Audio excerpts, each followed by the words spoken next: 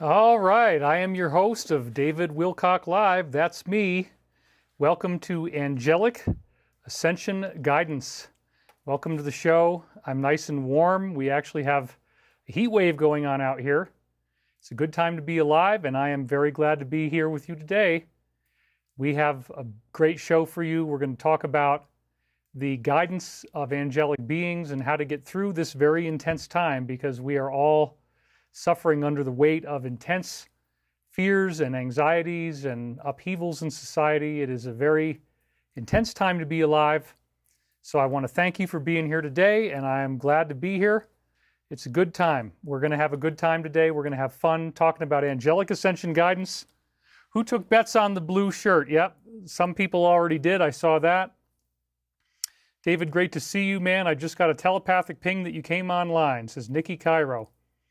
Yeah, we're in a good place here. A lot of good stuff going on right now. And in the world, we obviously have challenges, but let's try to be as focused and positive as possible. In this show, one of the things that we do is we relentlessly steer you back to positive thinking, positive orientation, not falling into negativity, not falling into despair, despite the way that things look on the surface. Because let's be honest, things are very intense right now, and we have a great deal of challenge that's right in front of our faces. It's not easy to be alive at this time. We're having a great deal of challenge, and so let's try to widen the focus, as I always like to do, and remember that we are not alone in the universe. Remember that there are cosmic beings out there who love us more than we can imagine, and we have some very special material this week. I brought in some new revealed teachings. I actually channeled in some new stuff because I said, you know, the Book of Enoch is great, and Friendship Case, if we get into that, is great. But I wanted to really focus on something tangible, focus on something that speaks to us right now in the moment of swatch of time that we're in. That's a very important thing. So want to make sure that you guys are all happy, want to make sure that you're alive with me, that we're doing well together. A lot of people are getting on right now, so my picture quality is not very good. How is your picture quality? David, it's wonderful you're channeling again. That means your head chakra is open again. That's right, it is. So I'm looking at the chat here, seeing who is writing and what's going on. So positive. You guys say it's excellent, good, good, good. Okay, so the picture quality is good, so it's just my feed that's looking like not all that great, but I'm glad to hear that you guys can see everything okay, because that's what really matters, you know.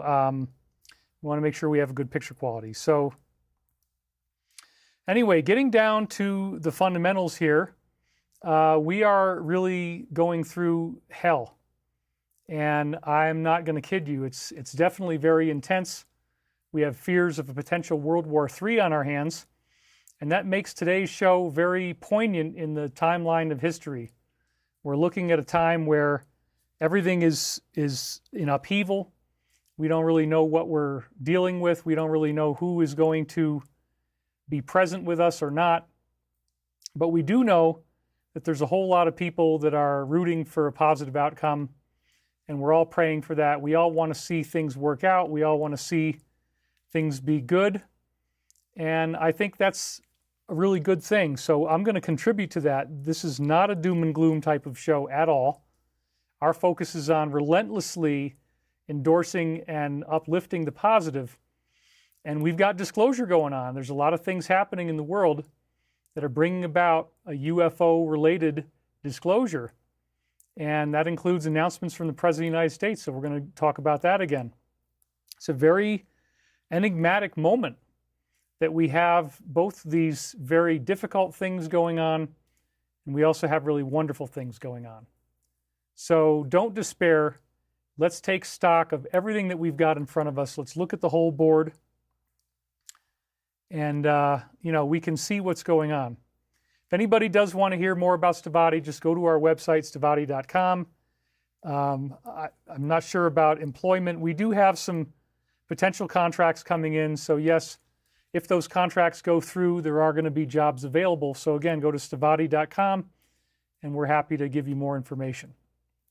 I've been buzzing with high vibes, no fear, looking at a grand future, says Linda Korsiak. Well, you're ahead of probably most people then. Our meditations will combat World War III, says Love and Light 998. Yeah, it's a good thing to be here, and let's be focused again on what can we do, because when we understand that we're not alone, when we understand that the universe is alive and intelligent and abundant, and that these beings are here to help us, man, everything starts to change. And so I just want to be clear on that, you know, this is our time. This is our future. We are co-creating a global reality together. And I want to thank all of you once again for being here, because without you, we don't have anything. And it's really, really great to have you guys show up today. Thank you so much. Thank you for any super chat donations as well. We got who's going to be the first one to do it today? Oh, the website is down. It might be being worked on. That's true. We are upgrading our website. But David always looks the same. Well, I'm aging like moldy cheese, says HGAU device. I hope that's not really true.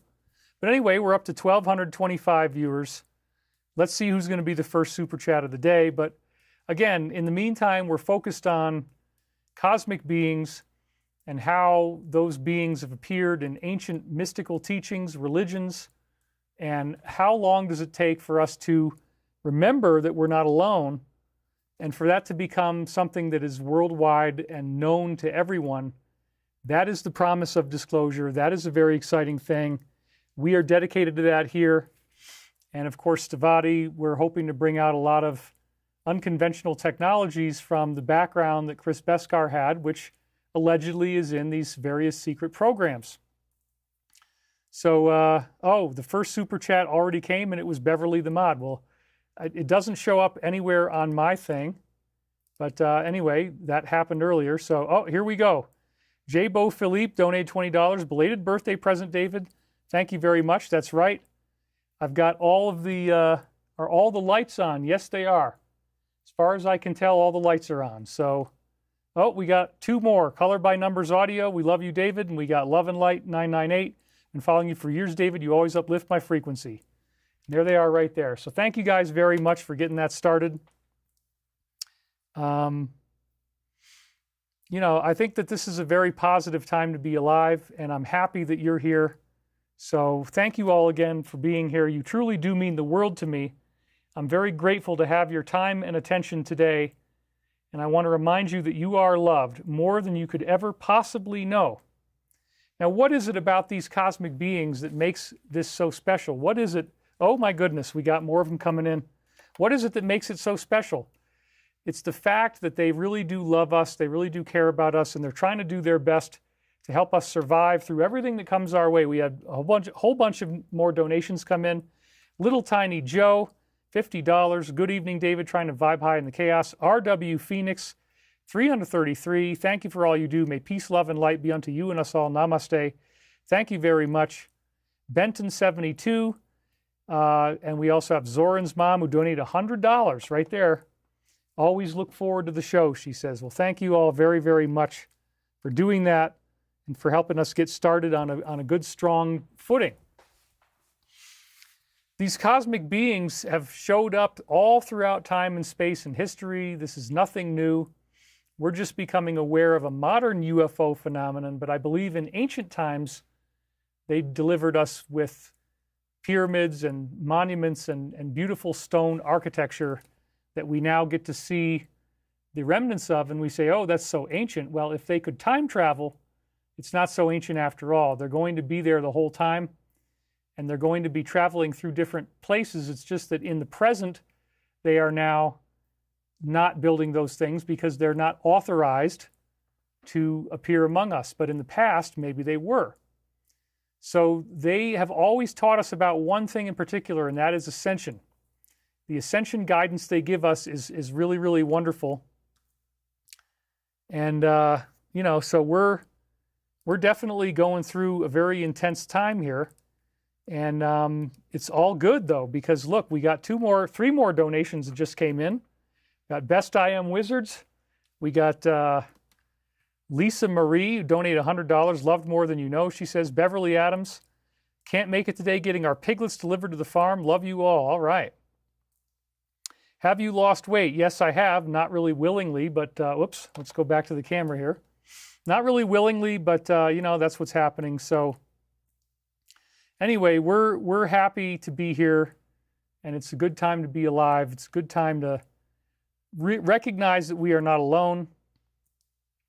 And yes, we only notified you last night on the X page because I was having a hard time this past week.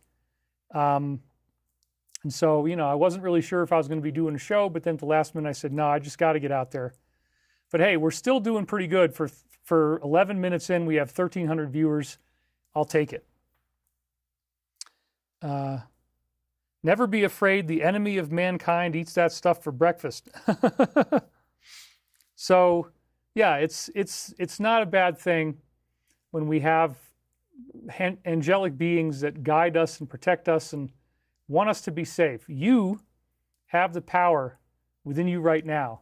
You have the power to be able to transcend all of the negativity. You have the power to go beyond your own limitations. You have the power to become something greater than you ever thought you could be. And we are all working our ascension path together. We're all doing this together. We're all in the same boat together. And that is very important. I'm here with you now, and we also have cosmic beings around us. They've never left. They've just kind of become temporarily hidden for a while, but that's not going to be that way for much longer.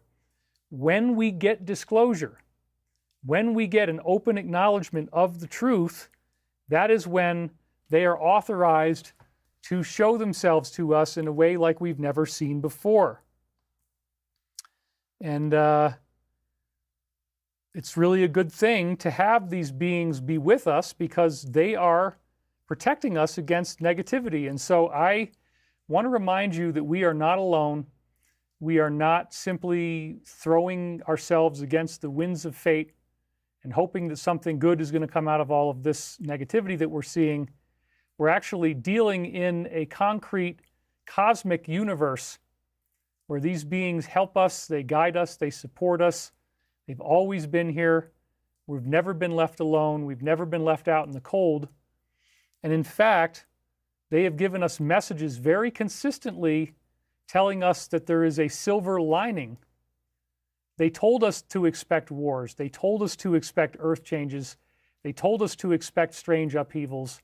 None of this is a surprise, you see. Do you communicate with them? Well, I'd like to think that we all do. I'd like to think that dreams are one way in which our higher self or higher consciousness can reach us. And also, of course, in the past, I did telepathic readings. And again, I'm not saying it's anything special or different. It's something that I believe we all can do. Tune in, listen to that still small voice. Some might call it the Christ consciousness. Just tune into what it's saying, write it down, try to tune out your conscious mind, try to tune out any influence, and just listen from deep within and write those words down. And that's what I did again yesterday, and I think the results are pretty cool. Now again, it's just me talking, but it also is, I believe, inspired. So we'll just say that it's an inspired words that are coming in, and that's okay. Love and appreciate you so much, David. Continuing with the topic of angelic ascension guidance, we need to be reminded of this. We are all communicating with our angelic teams. Yes, I believe that. I do believe that there is a grander order to the universe and that there are beings that are keeping us alive and safe. It's an esoteric belief. I get that. Trolls just love it. They say, oh my gosh, David is so full of it. You know, none of this stuff is real. Ha, ha, ha. Well, you don't have to believe this. But I do think that there is something going on. I do think the UFO phenomenon will be disclosed. If that makes me a snake oil salesman or something, I'm sorry. But, you know, we're at the point now where we're getting official acknowledgement of disclosure.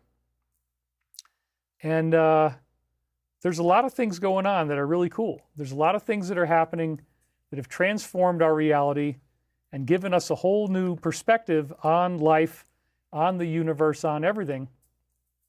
And I want you to enjoy that. I want you to be able to be here with me so we can work together to feel good about what's happening, because there's so much competing for your attention right now to help you feel bad. You know, there's just a lot of this really weird, intense negativity. Oh, I realized I didn't turn on my light here.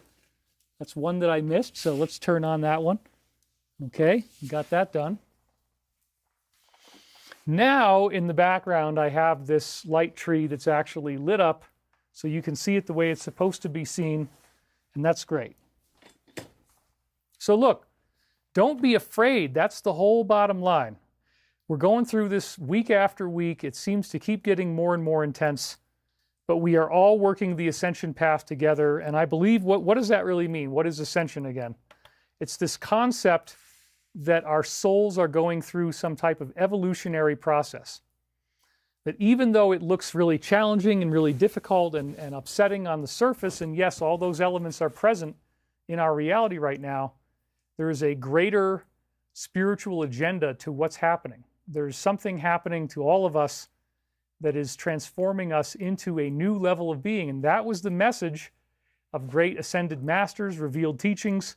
It happens over and over again. We keep hearing the same stuff from so many different sources, including the Master Jesus, including everybody else who's been coming to this planet to give us these incredible teachings. And this is a very consistent theme. It's not something that, we take for granted. Happy Passion Sunday, celebrating faith and salvation in Christ, and happy Jesus Day. Is this in fact Easter today? I'm not sure. Maybe it is, but anyway, yeah, we're definitely, Easter is coming up. If it isn't today, it's coming. Or no, it's not today, is it? Because it's not today. Somebody said something about Passion Sunday. Anyway, we're happy to be here, and life is really good. So I'm glad that you spent time, coming out and seeing us today, because again, what a show we got coming up here. So the Ascension really, Easter's 2 weeks away. Okay, thank you. So we have, see, that's how out of it I am. It's April 5th. Just so much distraction, so much stuff going on that I wasn't really sure what day it was, but that's all right. We're getting there, and it's all going to be good. So I want you guys to remember that you are not alone, and that these cosmic beings are guiding us through what appears to be a soul evolution. This is really the unifying thread of so many different ancient teachings, so many different ancient traditions that all keep telling us, yes, we are going through ascension. Yes, we are going through transformation. Yes, your soul is rising in frequency. Well, how do we actually get there? It's all about following the classic teachings such as those enunciated by Jesus. I believe that the universe wants us to become more loving, more forgiving, more compassionate, more peaceful, more centered in our own being, and more aware of the cosmic identity that we all share. And to whatever extent we can live in that truth, to whatever extent we can redefine who and what we are and embody these higher principles, that is the extent to which we are activating dormant spiritual potential. And that's ascension, activating your potential. And I think that ultimately many different things can come to light. I think you can become able to handle more stress, more pain, more anxiety. So it increases your resiliency. It increases your intuition. It increases the synchronicities in your life. Your dreaming recognition and ability to remember may go up. As you go through this process, you're going to feel sensitivities you might not have felt before. You'll sense things that you hadn't sensed before. And it's really, really cool. So ascension is a process. It's not a conclusion. It's not just like this concept of the rapture light body activation. It is an ongoing and intense journey through your own spiritual activation. And cosmic beings, I believe, are here to help us go through that process so that we are, in fact, not alone.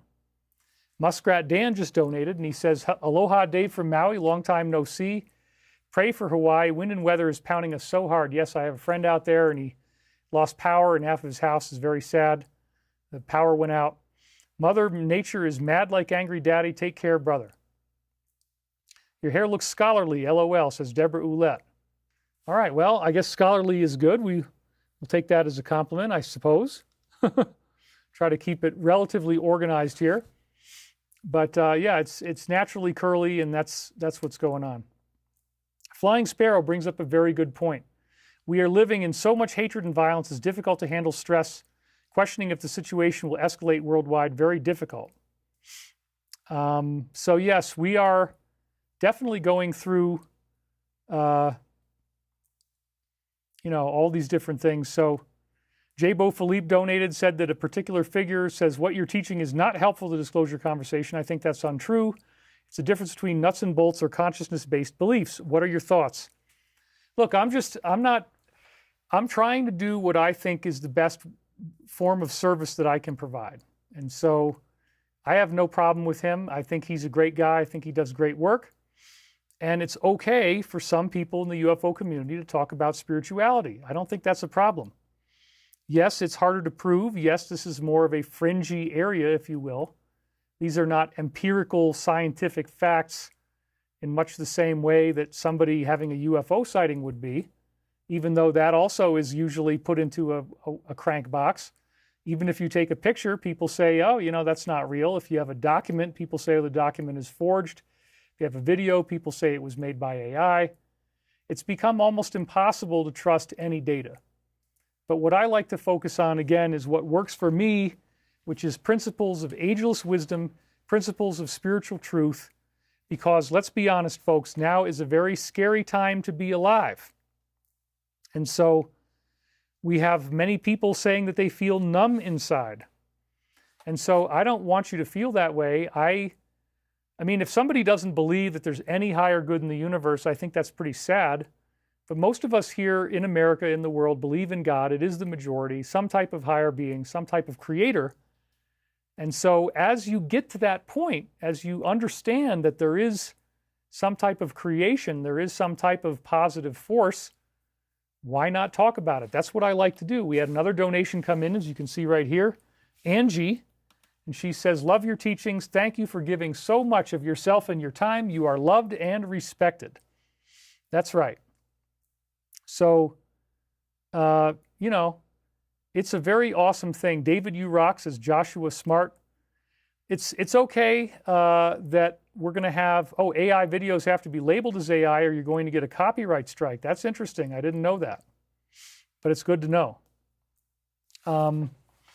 So yes, when you start to step into your own power, when you start to step into your own spirituality, I think it's a good thing. I think it's a good thing to recognize your own divine nature. And it's philosophical. Philosophical stuff is not as provable as scientific stuff. It's harder to define the idea of an intelligent creator, but this is what I do. I'm not going to change and just try to go hard science only UFOs. There's lots of other people doing that. I like the philosophical angle. And as we can see in the comments here, many of you guys are really happy about that. So yes, I do believe that the UFOs are here for a spiritual purpose. I do not believe that they are just visiting and that they're not really interested in us. They don't really care about us. I think they do care about us very much. I think they want our highest and best good. Yay, we got Roger Zabarik. Interesting times. Glad to see you today. We'll watch you from work when things are slow. This is an exciting time to be alive. I totally agree. And thank you, Roger. He's a long-term supporter. And we really are glad that he's here. What about Bluebeam? Is that still a thing? Well, yeah, I mean, the possibility, Project Bluebeam is a legend about the idea that there could be a faked alien invasion that happens in the future, that this could actually affect our reality very dramatically by making it look like we're under threat from some type of alien invasion.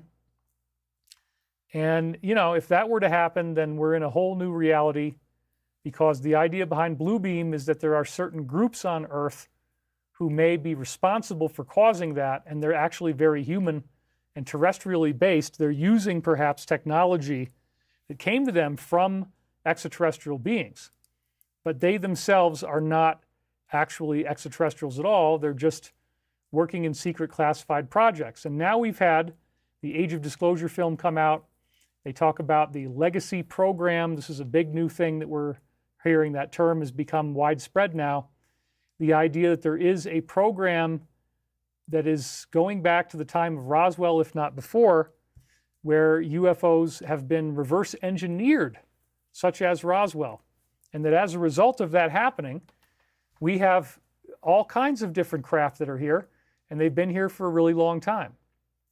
So that's pretty wild when you start to think about the idea that there could be this whole compartmented aspect of our world that is not revealed to us at all, in which they are routinely traveling throughout our solar system, traveling throughout the galaxy perhaps, having bases on the moon, bases on Mars, bases on even other satellites in our solar system. And in fact, I have met and interacted with multiple insiders who claim to have been a part of this reality. That's really heavy, and they give you very consistent messages about what they know and what they've seen, where they went, what they've done. And again, there are different types of beings they claim to encounter in these very classified programs. Some of them are very evil, but some of them are very good. In fact, the majority of them are very good, so we hear. We had Sergeant Clifford Stone come out in the original Dr. Stephen Greer Disclosure Project events, 1996-2001, saying that there are, in fact, or 95, I think was the first one, 96, something like that, that there are 57 different varieties of human ETs visiting us. Most of them are human-like, not all of them. But even the ones that are not as human-looking as us or nearer to us still have the overall hominid features of the 2 arms, 2 legs, the head, the eyes, the nose, the mouth, ears, etc. So it's interesting. The universe, at least our galaxy, appears to be programming humanoid life to appear in and around any planet that exists in our solar system. And NASA has now estimated there could be up to 80 billion, yeah, that's right with a B, 80 billion Earth-like planets just in our galaxy alone. So the more we start to stretch our mind around this, the more that we start to imagine the possibilities of what really could be, we start to say, you know, it's a big, big universe. There's a whole lot of planets where intelligent life could have evolved. And maybe the theory of convergent evolution is true. Maybe there's a way in which evolution naturally produces these types of beings. And so for me, this is all I want to talk about. I want to talk about the grander picture that I got from certain insiders. And I was lucky enough to speak to people who never spoke to anyone else. They only spoke to me, and, or maybe just a few others, like in Camelot instance, but Carrie and Bill and so on. But there's definitely people I've spoken to who gave me proprietary information. I'm in touch with an insider right now. In fact, there's several of them that I still talk to. So still getting little updates here and there, but not very much. But you know, there's so many things that are going on that are just really, really interesting and strange. It appears that this legacy program is really vast. It appears that it goes so far beyond our imagination that it's hard to even visualize the scope of the level of technology that they've gotten, the level of off-planet development that we have, the amount of extraterrestrial architecture. Apparently just in our solar system alone, there's so much extraterrestrial architecture to be found. It's all over the place. And that's pretty amazing. We're actually now over 2,000 viewers at the half-an-hour mark. That's great. The concepts from Stargate SG-1 speak of ascended humans who originally built the Stargate system. You're absolutely right. That is definitely a part of it. So yeah, I believe that there are civilizations all over the universe, and I believe that even, well, that's what I've been told by insiders, is that there were very advanced civilizations here on Earth. This gets into the concept of things like Atlantis, that we have stunning amounts of architecture that has not yet been revealed to us here on Earth. In fact, if you dig down 40 to 400 feet below the surface, in the Sahara Desert, you're going to find that there's a lot of stuff down there. And it's all, much of it is very, very advanced. In fact, certain wars that we've had before, Afghanistan, Iraq, one of the first things that we would do was to go into we as in America would go into these secret museums, secret warehouses where they had stored, apparently, and again, I've heard this from not one, not two, but like 5 or 6 or 7 different insiders tell me this, that they found these stunning pieces of architecture under the sand in the Sahara Desert, that whole area was originally not a desert at all. It became a desert. The whole top third of Africa is a big brown area, you know. It's all, you look at it from the globe, it's just all dead, no green. It was green before, and it got zapped in a big war, which apparently was between Draco-reptilians and then other species here on Earth. Reptilians being one of the main types that present in various cultures. We have them in India. They're called the Nagas, the serpent beings. They show up all over the place. Other cultures have them, and we see various depictions of this. So it's a very, very fascinating subject, and this is something I really love. I love talking about the possibility that we're not alone, the possibility that we've been visited by ancient beings for so long. I was honored enough to be in multiple seasons of Ancient Aliens on History Channel. It's a really great show, and it's widened our scope of understanding drastically and given us some really, really cool stuff here. So anyway, I'm happy to see what we've got and how this all unfolds. Somebody wrote in Hebrew. I don't know whatever that says, but hopefully, you know, just write it in English and then we'll know what you're doing there. But spaceship cruising to the giant Hawaii plant. That's right. One of the things I said before is that according to more than one personal legacy program, one of the coolest places to visit it's a habitable world that's near us is a world that's bigger than the Earth, and it's like Hawaii everywhere. It's actually got a relatively stable climate. I don't think its axis is tilted as much. So it's got a stable climate, and it's just beautiful tropical paradise, and there's lots of different benevolent human ETs who visit it. So, you know, we're doing well. We're doing well because we've got a whole cosmic community around us, and that's what is so, in many ways, it's kind of infuriating when we look at the idea that they're here right now and they have the technology to remain completely elusive. They can live in undersea facilities that are at the bottom of the ocean. Some people are starting to talk about that. We've even had Representative Tim Burchett now talking about how UFOs are being seen by these, you know, apparently secret government programs that are going to be released to the public if we get disclosure that we've been promised now by our own president. These undersea areas that are actually ancient ruins, pyramids, monuments under the sea. We've seen various places where those already have been found. Off the coast of Portugal, there's a pyramid.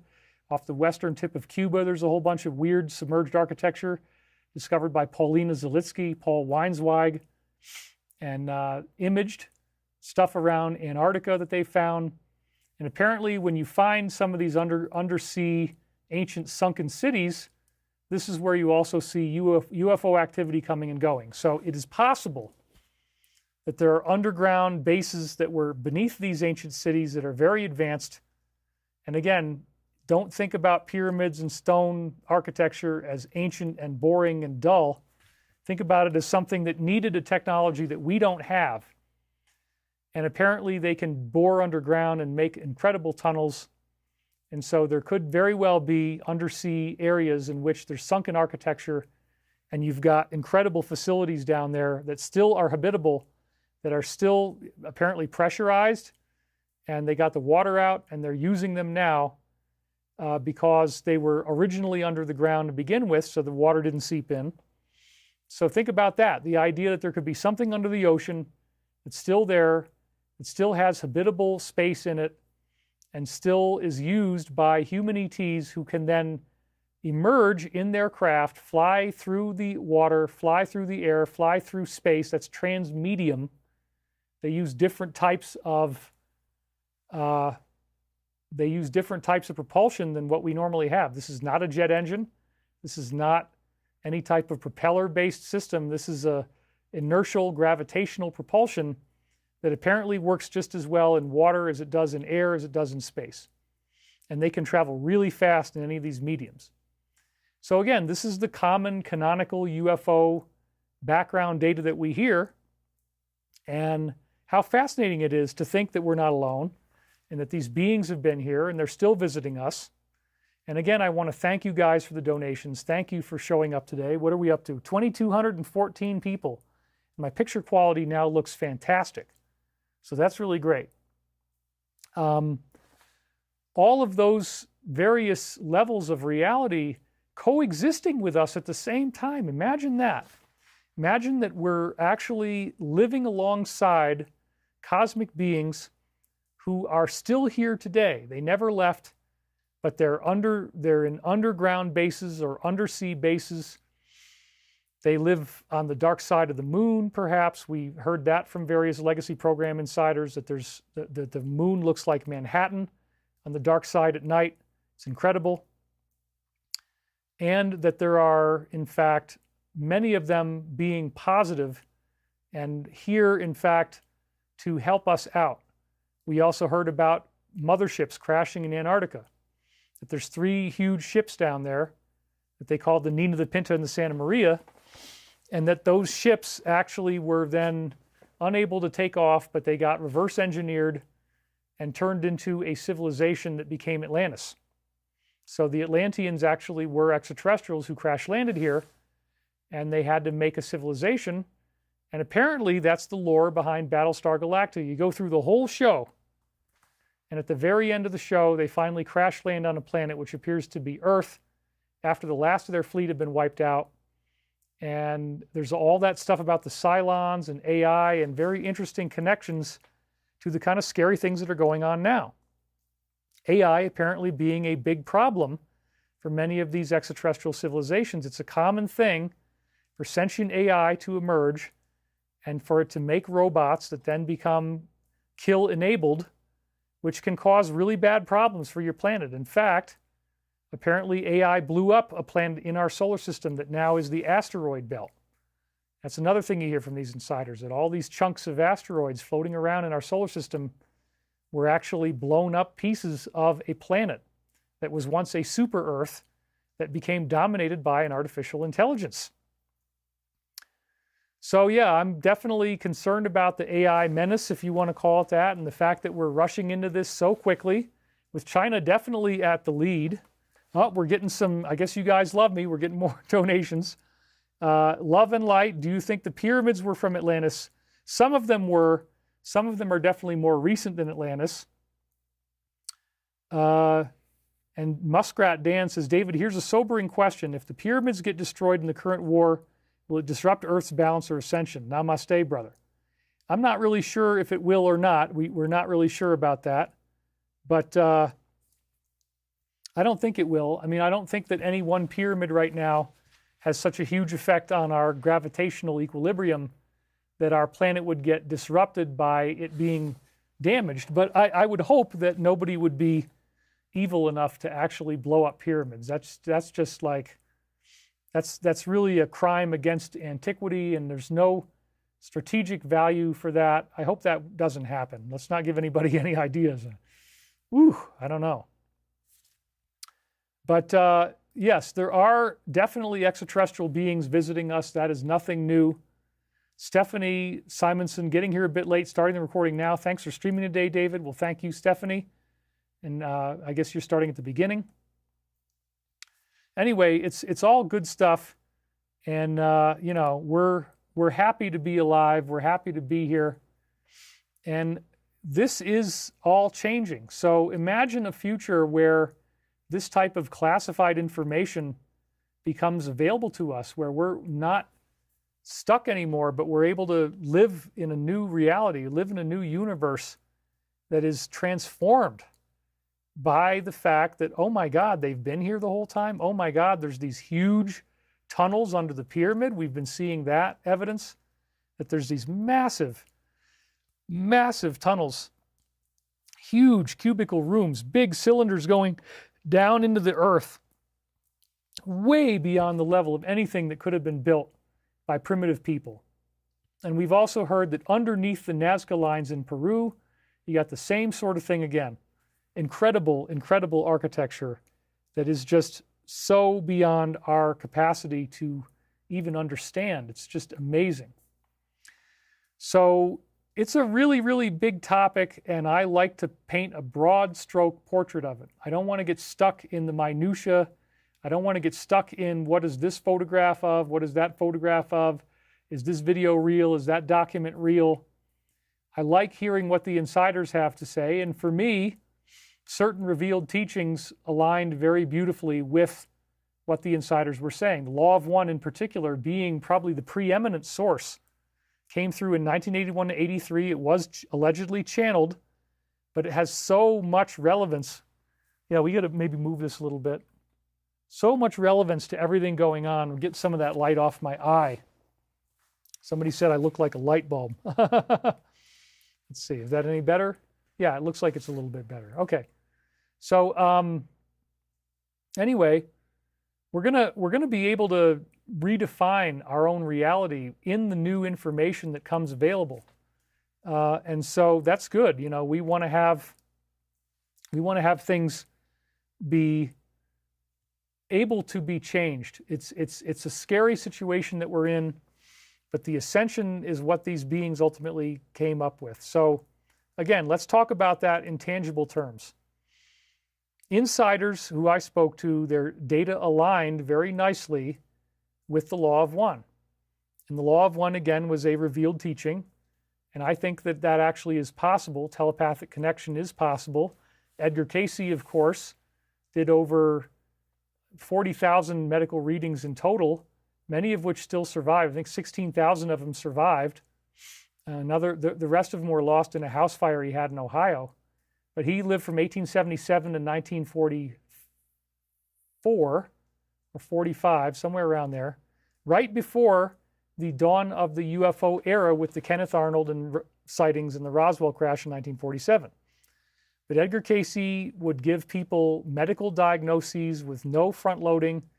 He would go into trance telepathically, bring through this information. He wouldn't remember what he said when he woke up, but it was stunningly accurate data about people's medical conditions and allegedly their past lives as well, which can't really be proven. But when you looked at the accuracy of the medical readings, when these readings started to talk about past lives, that's when things got very, very interesting. So the Cayce readings really, really emphasized the significance and the value of Jesus Christ, that this was in fact a divine manifestation here on earth, and that we have all been living in a conscious, intelligent universe. That is one of the things that the revealed teachings tell us over and over again. So apparently all the way back to when beings were here building pyramids, they understand a level of reality that we don't.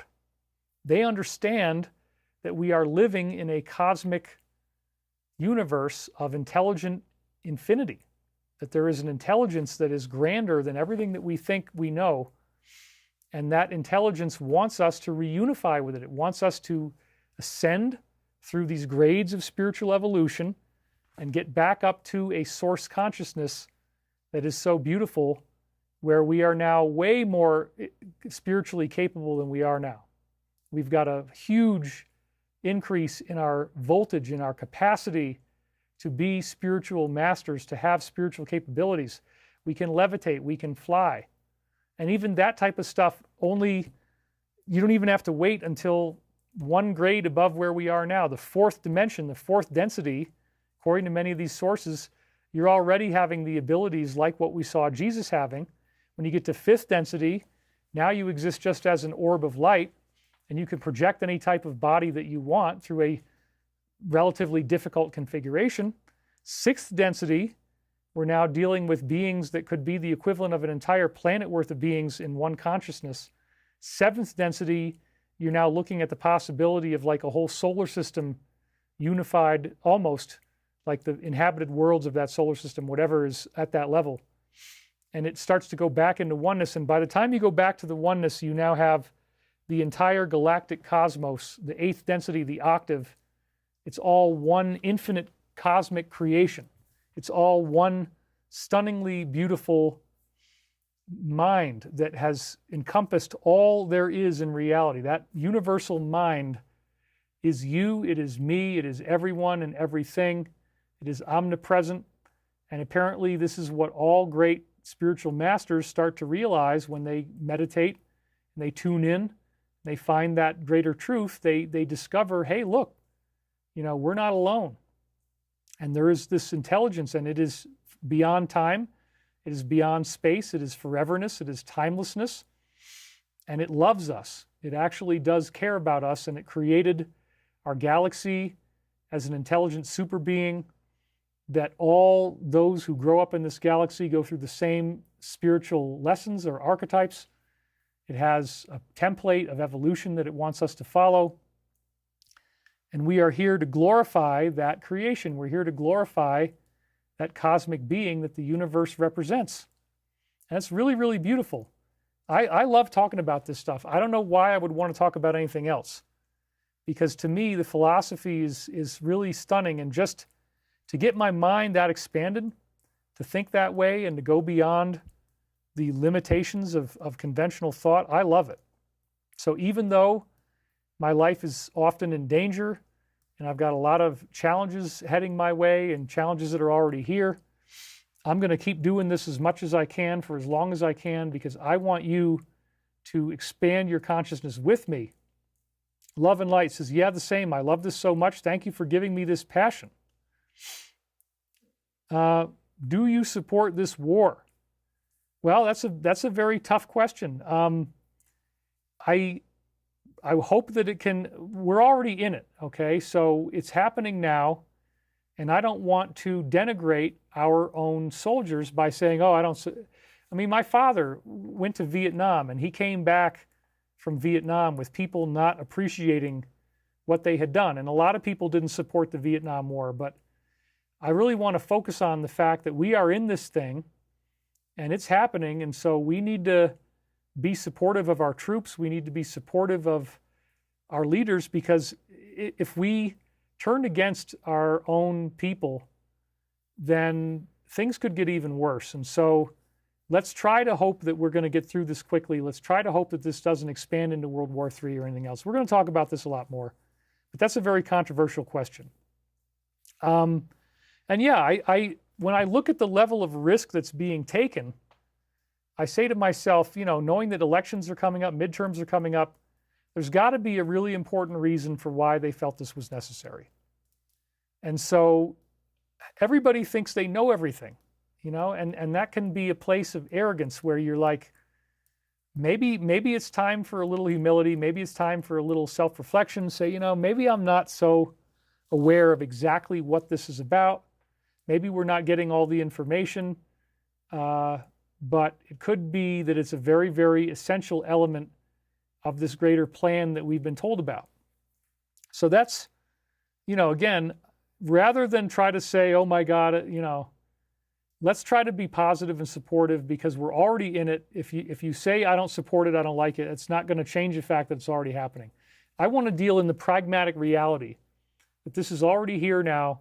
It's already happening now, and we need to support our military, our troops, and make sure that they feel loved, because again, they're going through hell. I mean, these people are putting their lives on the line for the greater sake of our freedom, and in the process, we're also having these huge threats to the gas supply. But we're going to go into that a little bit later.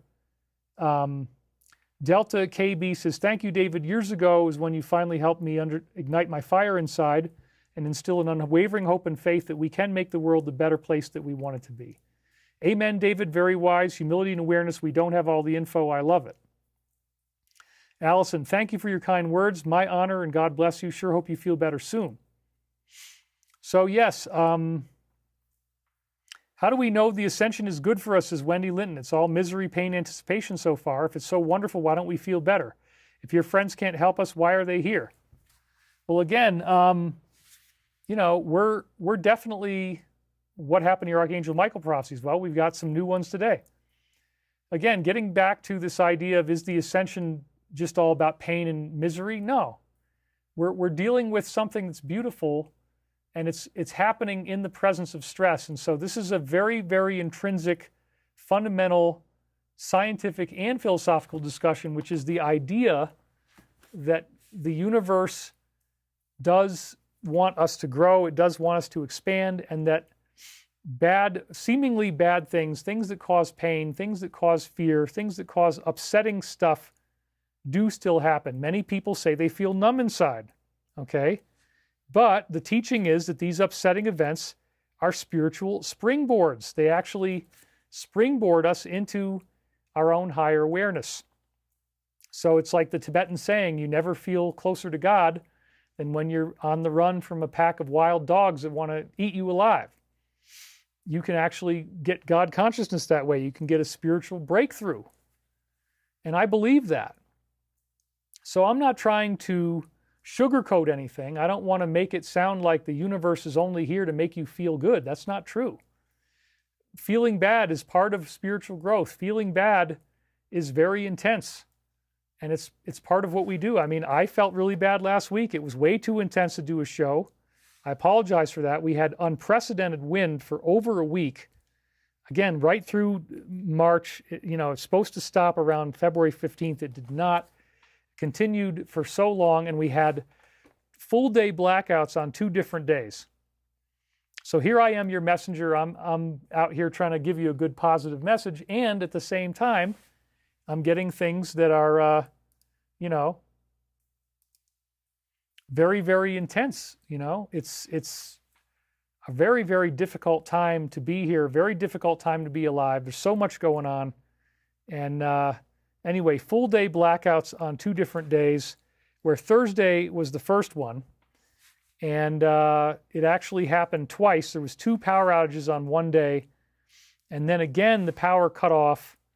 Finally, the power stayed off all night long into Friday. So this was very, very intense, you guys. And so I'm not in any way out of alignment here. This was my reality. It was very intense reality.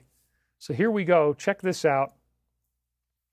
These are the weather alerts, and it says make preparations per the instructions, which you better do that. You don't want to ignore this stuff when it comes around, because it's going to mess your life up. These storms are very intense. So this is what I actually saw on that night that we lost power. It was telling us that high wind watch remains in effect from late Wednesday night through late Thursday night. And west winds 35 to 50 miles an hour with gusts up to 90 miles an hour possible. Damaging winds could blow down trees and power lines. It definitely did that. Power outages are possible. Travel could be difficult. Strong winds lead to rapid growth of potential fires, which thankfully we didn't have. Gusty winds will blow around unsecured objects, and power outages may result. So yes, fasten down loose objects, shelter objects in a safe location. Winds can make driving difficult, especially for high-profile vehicles. Use extra caution. My neighbor was hiking outside in this wind, and he actually got blown to the ground.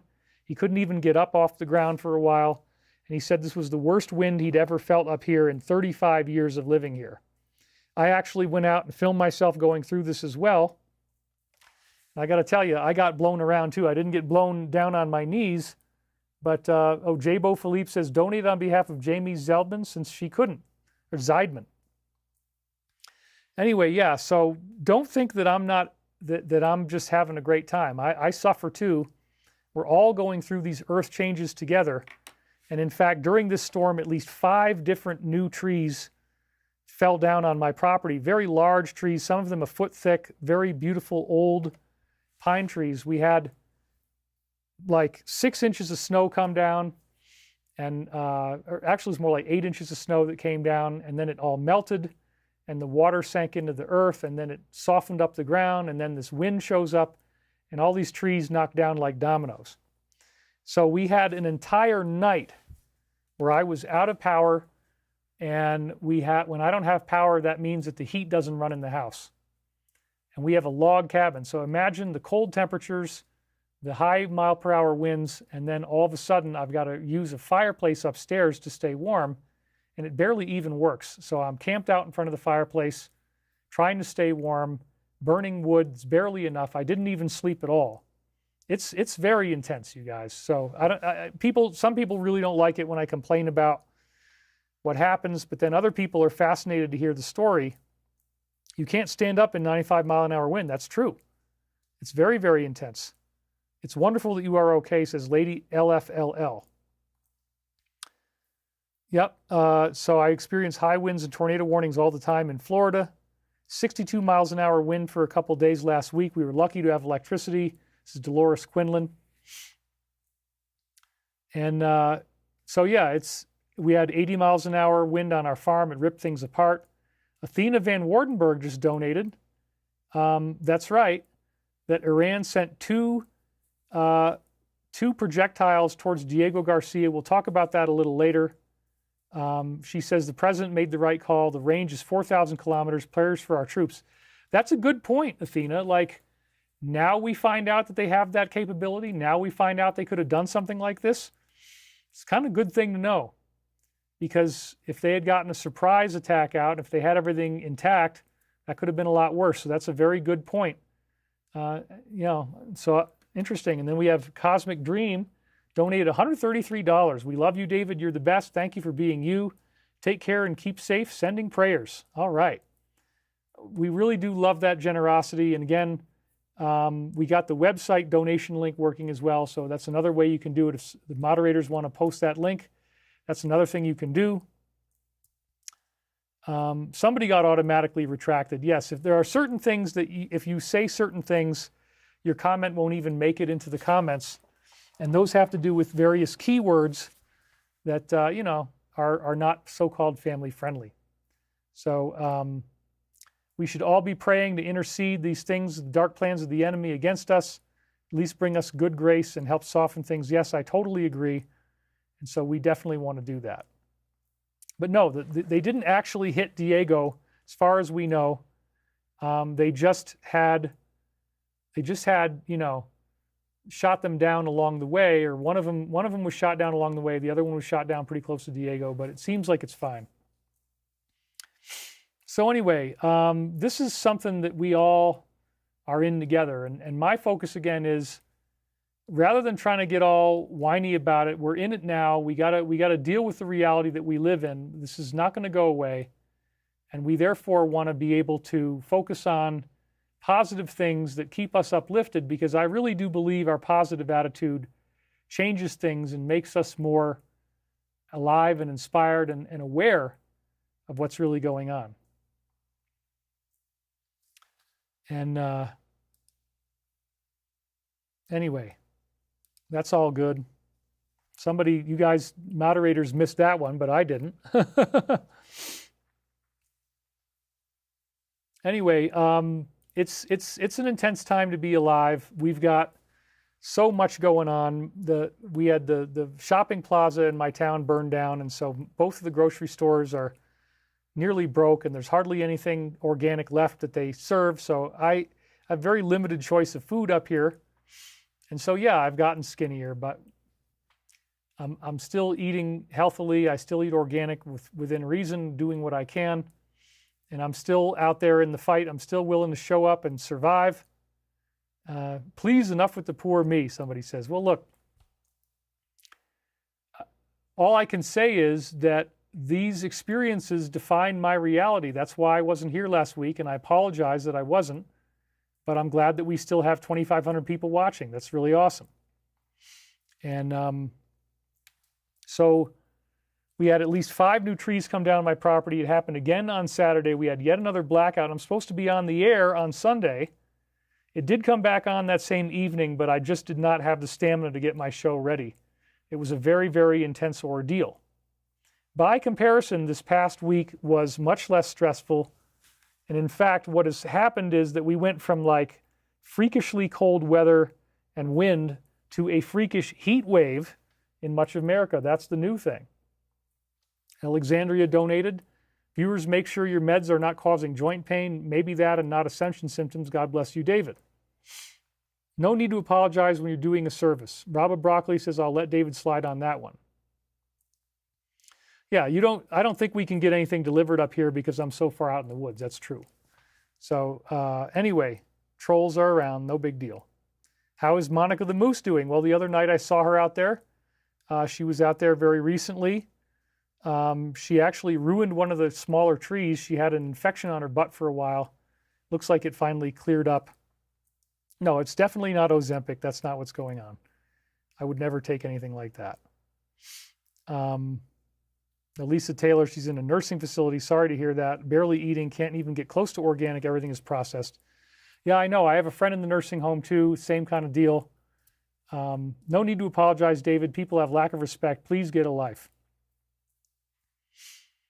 So yes, ordering organic food by mail is a good idea, and I do plan on doing that. Is hopefully what we're about to have happen is there's a few irons in the fire with our company, and we're hoping that we're going to get a big order to come in really soon. Looks like it will.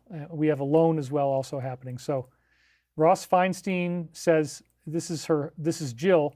Send lots of love, strength, and healing to my husband Ross. He's taken one severe hit after another with his health, and he just keeps going. Stay in love and stand strong for each other, Jill. Yes, we pray for Ross Feinstein very much. He's one of our really great moderators, and we're sorry that that's happened. How about your turkeys? We saw the turkeys recently. They showed up recently. Anyway, we've had a freakish heat wave out here, you guys. This was from Scientific American. An astoundingly strong heat wave, not just setting records across the western U.S., it's pulverizing them. So this actually, as you can see here, 20 to 30 degrees Fahrenheit above normal. If you're not in one of these parts of the country, you may not see this, but this was a photograph from this past week. Look at what the heck is going on here. Look at Texas. It's got highs of 96. You got Oklahoma, highs of 93.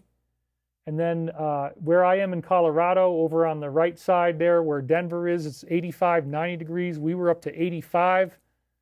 I mean, and then look down, oh my God, look at California, 108. And then look at New Mexico, Arizona. We're looking at 107, 106, 102. You're talking about over 100-degree heat happening in March. It's so weird. And this actually creates a threat profile for a lot of Americans. Why? Well, we'll talk about that now. The heat wave that is engulfing much of the western U.S. right now is unprecedented. A high-pressure area, the strongest ever observed over the Southwest in March, ushered in unseasonably scorching weather. On Wednesday in North Shore, California, the temperature soared to a stunning 108 degrees Fahrenheit, matching the hottest March temperature ever on record for the entire state. And then on Thursday, Phoenix, Arizona hit 105 degrees, the earliest such recording by more than a month. Wow. Phoenix at 105 in March? Unbelievable. And that same day, the temperature just outside Martinez Lake, Arizona reached 110. The highest March temperature ever recorded in the entire United States. This area of high pressure, also known as a ridge because of the northward humps in the jet stream phenomenon associated with, covers an enormous swath of the United States, persisting for days and sending temperatures 20 to 30 degrees Fahrenheit above normal. Well, I think that part of what's happening is that because things were so cold, because we had this polar vortex that got so wild, that now we're getting what you could think of as like a springback effect. That the opposite of the really, really intense cold is really, really intense warming. As the Earth is trying to find its equilibrium, it goes back and forth. And yes, the sun is being energetic, so some of this could definitely be caused by, solar activity. Somebody, Strong Cerise says, don't you dare apologize for not showing up last Sunday. Things happen. We all need to comprehend you also have a life. That's true. Yeah, this really, really was intense. And so we go from, again, this is very intense stuff. And somebody says, oh, it's fear-oriented material. No, this is Scientific American, and they just told you that we've never seen anything like this before. We're not trying to create fear, but it does appear to be part of the function of the sun doing its thing and being so energetic right now, causing these really, really strange earth changes and the seesawing between extreme cold and extreme warmth back and forth. The warmth is nice, but then they're telling us that there's some problems associated with it. It is one of the more see, this is why it's not pseudoscience. Daniel Swain, climate scientist, says one of the more meteorologically exceptional events I've seen in recent years in the American West, and that is saying something. So this is definitely not normal, you guys. Typically, any record high temperatures in March tend to be set toward the end of the month when it's climatologically warmer. This is not the end of the month yet, but this heat wave is so extreme that it has been besting some April records, never mind those for March. The event is breaking records by just absurd margins, according to Swain. This is a summer-like ridge occurring in March. It's really genuinely shocking, he added. Some experts are also concerned that the heat could make for ideal conditions for wildfires to spread. That is not good. And here's why. Much of the West is in some stage of drought, and the snowpack that usually keeps soils and streams topped up with moisture in the spring is worryingly low. The heat wave is likely to melt whatever is left in a shocking, sudden snowpack loss event, said Swain on his YouTube channel. This will set up even worse drought conditions and wildfire risks as the spring and the summer wear on. So yes, it is definitely not, normal. And the risk is real, and we're all facing this together. So yes, it's definitely something to be concerned about. This is not your everyday normal situation. This is an upsetting reality that we all kind of have to interact with in our own way. We all have to try to find out, how can we feel safe and how can we feel good and how can we avoid all that negativity. Expect another Maui, somebody says. So anyway, let me go over. I'm going to close that window because, oh, no, the sun is just starting to come out, so maybe I'll leave it open. If the sun warms up the air outside, then we're okay. But my feet are starting to get cold. So, I might need to go close the drapes on the door over there. But the sun just came out right as I said that, which is very interesting. And it's 1:11 p.m. local time here in the mountains. I'm sure that the atmosphere is not being helped by things in the atmosphere from the war. Well, that's an interesting thought. Leanne Boudreau, thank you, David, for explaining difficult subjects. Thank you. I appreciate that. All right.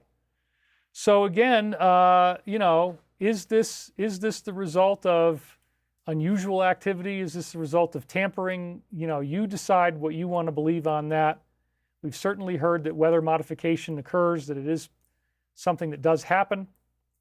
And it is interesting when you look at the effect that this is having on potential wildfire risk and the idea that if there were groups that were really evil, maybe they would want that to happen because, suffering they might think is a good thing.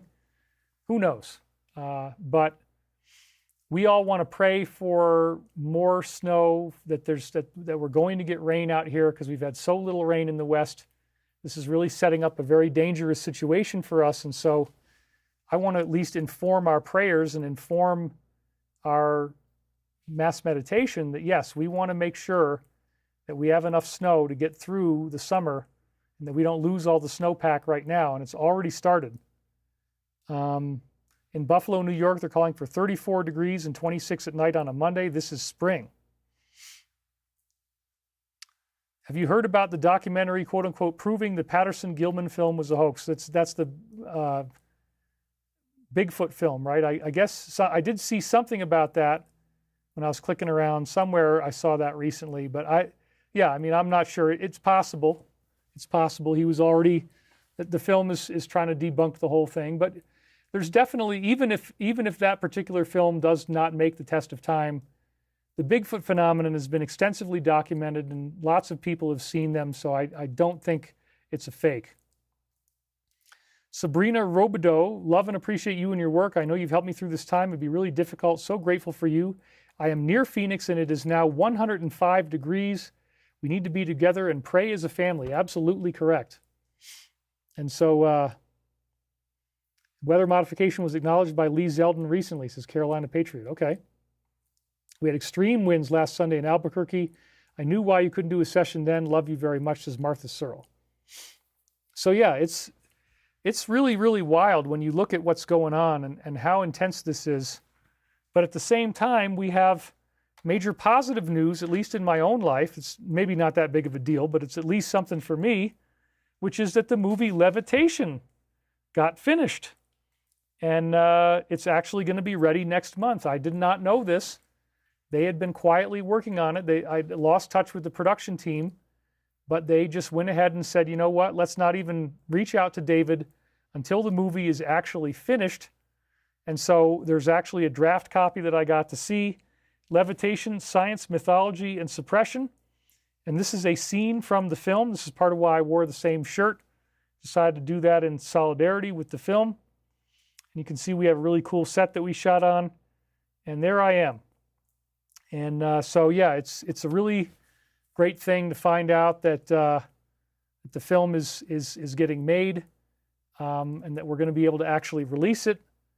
And I'm really happy about that. So it's talking about levitation, levitating saints. It's talking about anti-gravity, that it could happen biologically, that it can happen with machine technology. We talk about Kenneth Shoulders' charge cluster technology, and it also includes our CEO of Stavati, Chris Beskar. Here is a shot from the film where he's talking, and here is another scene from the film where he is talking. So yes, that's a big positive for us on a personal level.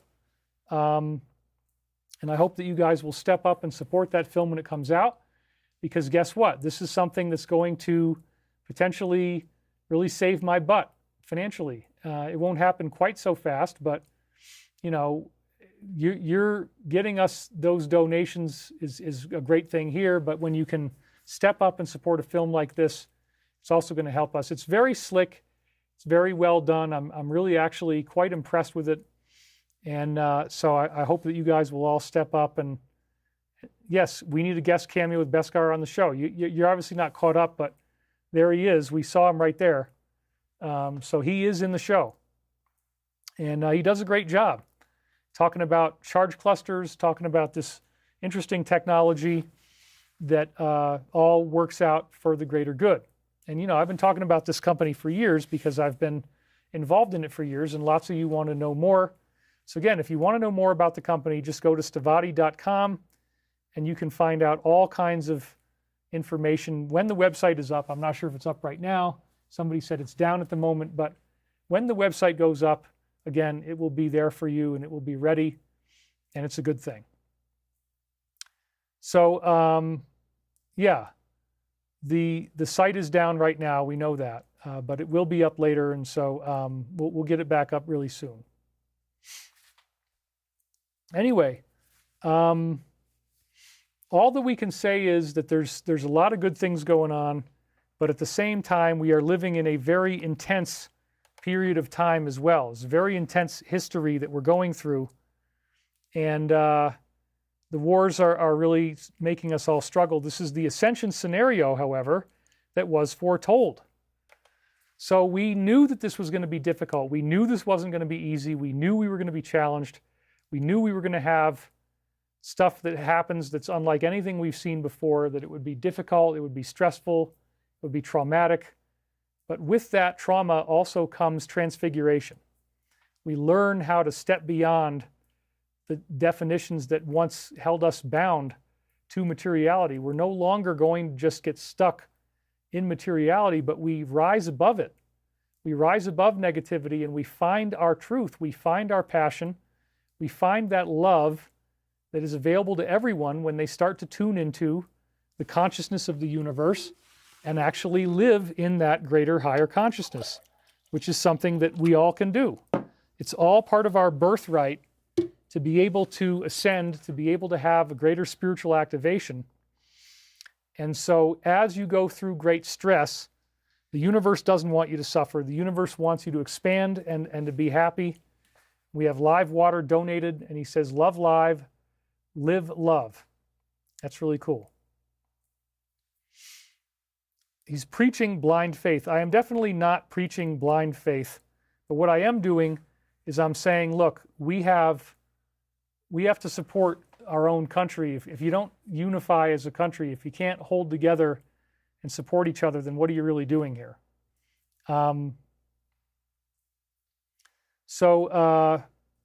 Anyway, love and positivity are the key. Faith, prayer, discernment, mercy, compassion. God embodies these qualities. We need to get back into alignment with our Creator. Yes, I totally agree. That was from Allison. And don't spill the water, LOL. That's right. I definitely do not want to have the water spill on me again. That was terrible. But we're doing fine. Everything is good. And I'm happy to be here, you guys. It's a great time to be alive. It's a great time to be with you. And I really am glad that we can do this and that we can get together and have all these wonderful things happening that are going to transform our reality and bring us into this ascension, bring us into this higher truth. That's a really good thing, man. So can we really trust the weather news? Well, no, this is definitely scientifically based. And I think that we, obviously, I mean, I'm in it. I'm in the heat. It's a real thing. It's not fake at all. It's very, very real. And so, no question that this is what's actually happening. No question that it could melt the snowpack, and no question that that could cause wildfires. So again, it's just a time to pray, and it's a time to be clear on what we really want and how are we going to get there. And, let's live in that truth as much as possible. So again, this is the ascension scenario, this whole process of like severe weather and all this kind of stuff that we're going through. It's meant to challenge us. It's meant to be difficult. And we're going to focus again today on the angelic ascension guidance that we've been given. So one of the things we can do that I really love, it's from the Law of One, is to call upon the new mind. And this is an exercise that we can all take anytime we want. So this is the website. If you wanted to go to that link, this is where you would find this quote. And again, this was channeled material that came through in 1981 for the most part is when most of it appeared. And it says, the conscious mind of the adept, that's somebody who's like a spiritual seeker who's, really becoming more advanced. And a lot of us, I think, would fall into that category. We're really doing our best to study new things and find out as much information as we can. The conscious mind of the adept may be full to the bursting point of the most abstruse and unmanageable of ideas, so that further ideation becomes impossible, and work in the blue-ray or indigo is blocked through overactivation. So there you go. That's they're talking about the idea that these abstruse, unmanageable ideas, it's easy to get over-intellectualized.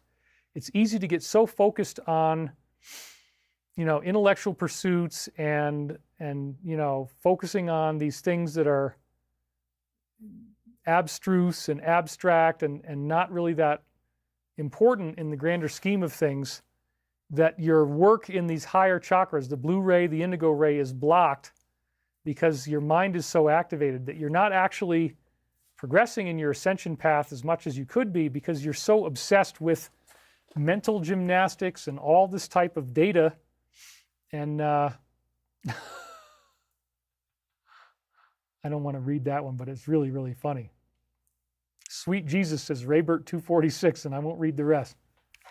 But sorry about that, man. Anyway, and so Colin Davis says, love you, David. Love you too, man. Thanks for being here. Maui is getting hammered. Yeah, I mean, it's really intense everywhere. But again, the conscious mind may be full to bursting point of abstruse, unmanageable ideas, and then you're not really working on your higher chakras anymore. You're stuck in an intellectual, mental state that is not really going to get you what you need out of your own spiritual growth process. And this can happen to a lot of people. This is not that uncommon. So then it says, it is then that the adept would call upon the new mind. And the new mind is untouched and virgin, so it says right here. and dwell within the archetype of the new and unblemished mind, without bias, without polarity, full of the magic of the Logos, which is again the galactic mind or the Christ consciousness. So that's what I'm inviting you to do today with me. I'm inviting you to call upon that new mind. I'm inviting you to live in that awareness that this is something that we're all, let's step away from the complexity. Let's step away from the difficulty. Let's tune into the stillness and the peace and silence of the moment and recognize that, yes, we are not alone. Yes, there is the possibility that all this was predicted long ago. This was the Ascension prophecies that we've had throughout the millennia, and that we're heading in a very positive direction. It's actually going to go somewhere that is really, really cool. And so that's a very big positive. So anyway, I'm not unhappy at all. I think that we're in a good place. We got 2,600 viewers. I'm glad that you guys are here. And again, if we dwell in the archetype of the new unblemished mind, this is something I'm always trying to do. I'm always trying to find that pathway to inner peace and how I can not be bogged down by the same old negativity that everybody else gets stuck in, but to rise above that and actually find the grace that is available in the moment. Find that peace, find that love, find that positivity and understanding. And so one of the things, when we're in the middle of this horrible, frightening war situation, one of the things we can remember is that disclosure is actually on the way. So let me review this with you again really quick, that all UFO-related files have been ordered to be released. This was really, really something where he said, I will be directing the Secretary of War, based on the tremendous interest shown, other relevant departments and agencies to begin the process of identifying and releasing government files related to alien extraterrestrial life, unidentified aerial phenomena, and unidentified flying objects, and any and all other information connected to these highly complex, but extremely interesting, important matters. God bless America. So yes, without that, you know, we might not have as much to hope for, but this is something that, again, even if you are opposed to the administration, you don't like them, and I know that there's plenty of people like that, you know, look at the polls, I mean, the numbers are there. And so at the same time, if they could pull off something like this, that would really change reality in a very positive way. And again, I wanted to point out, we'll read it a second time, that he's saying there's tremendous interest and that the process will begin. So this isn't just all going to happen in one big dump. I mean, obviously, if we get to the point where the legacy program type of stuff that I was talking about comes out, that is huge. And that's going to take us way beyond where we are now, way beyond where we are now. So let's hope that that happens, because it's really going to be a big paradigm shift, and it's going to transform everything that we thought we knew about reality in some pretty fascinating ways. Any and all other information connected to highly complex but extremely interesting, important disclosure matters. God bless America. Any and all other information. That's very encompassing. That could potentially mean a lot of different things that are really going to be good things. So again, I'm excited about this, and it gives me reason to hope. It gives me reason to believe that life is going to be good, that it's a positive thing. And, you know, let's hope that, that we can do this. So, well, anyway, there's a lot of trolls out here, and you guys in the moderating team can take care of all that. But we're looking at how this is all coming into fruition. Any and all other information, that encompasses many different things, and that's really, really cool. It's showed up in a lot of different news sources. The full statement, you know, that you can read. Identifying and releasing government files, potentially dramatic move sought for decades by some Americans. And then the following Monday, the Secretary of Defense confirmed that the release is in progress. We've got our people working on it right now. Of course, he's got to laugh about it a little bit because, you know, the laughter is normally what we see. And he says his people are currently working on declassifying the information. and we are on the verge of discovering whether ETs truly exist. Now, I'll bring this one back to your attention again. Representative Anna Paulina Luna says that she has personally seen evidence of interdimensional beings operating through time spaces we currently have, photovisual evidence that we've seen directly in classified briefings that is now going to be made public. Woohoo!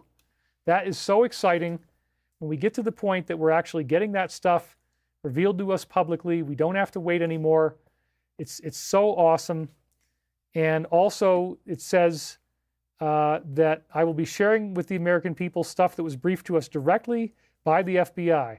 I'm not telling you what to believe, but it is definitely hard to explain. And the Task Force on Declassification of Federal Secrets will ensure that this declassification order is followed through on from day one. So yeah, that's pretty awesome stuff here.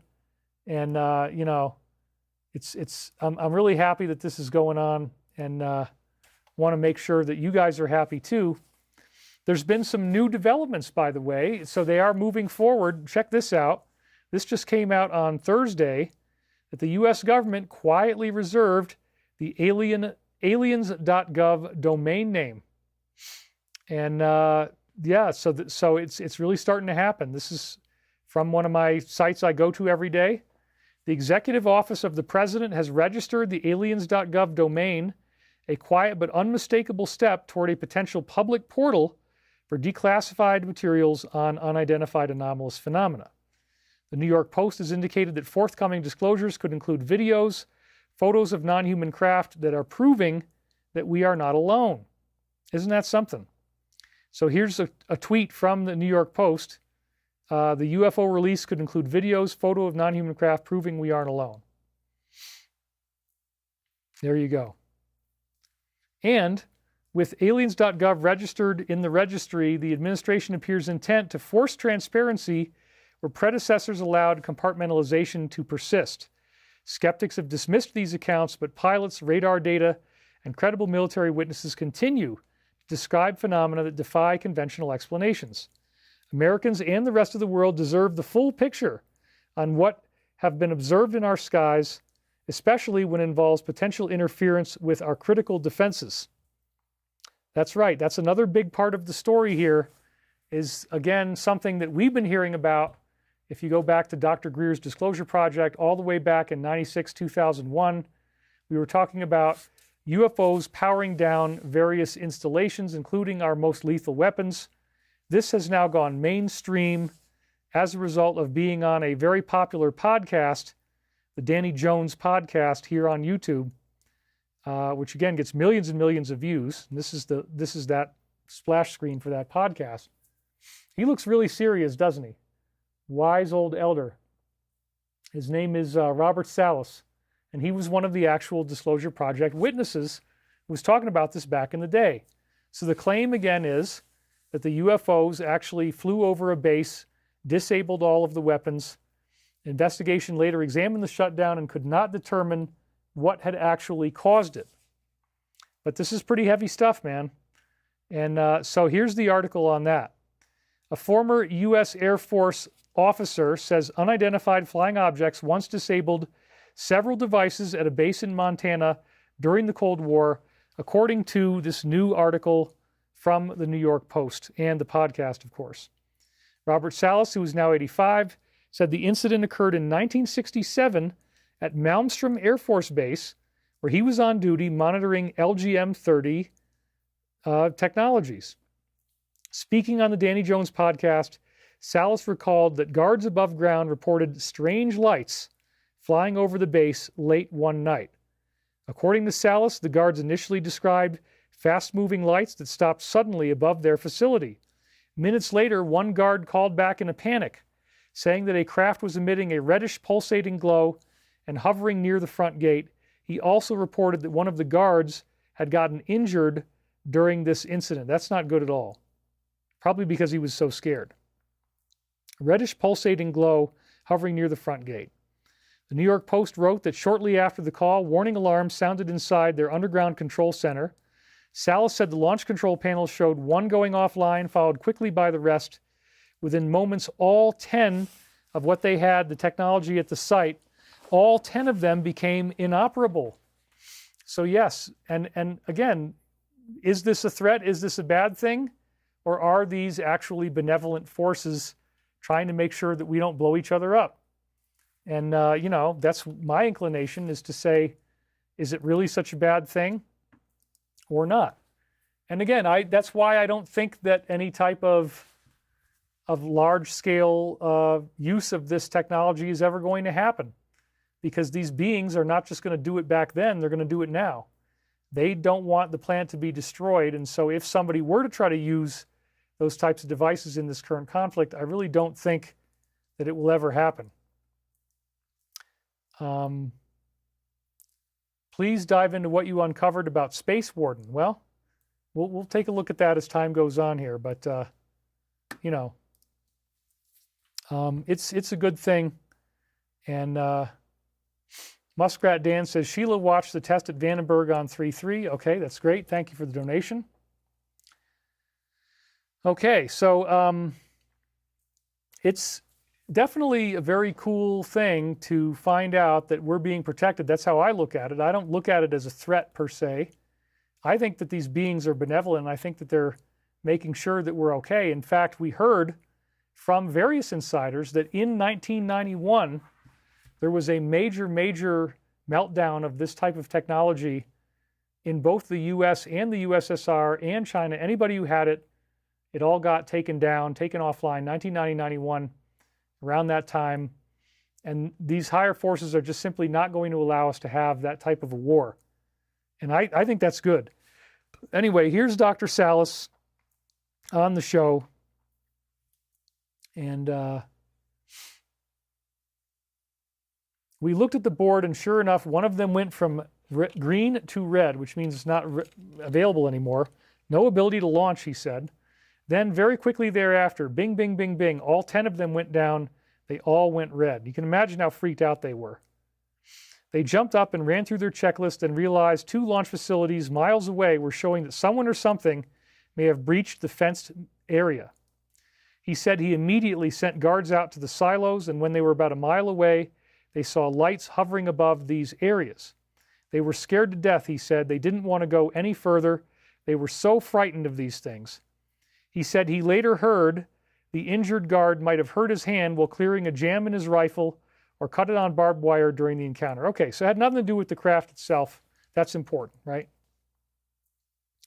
He also learned guards claimed to have seen the craft in the area in the days before the encounter, craft that could reverse direction, snap sharp 9-degree turns, and fly in total silence.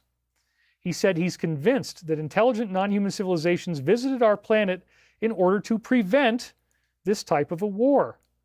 It's another civilization out there that is visiting us and concerned about us destroying this planet through this type of a war for many reasons, probably some we don't even understand. Yes, including the idea that there are other intelligent races here that we have to protect, and why that would be, such an important thing. Well, yeah, it's important because we want to make sure that the other multidimensional life is not affected, and they're not going to let us blow them up.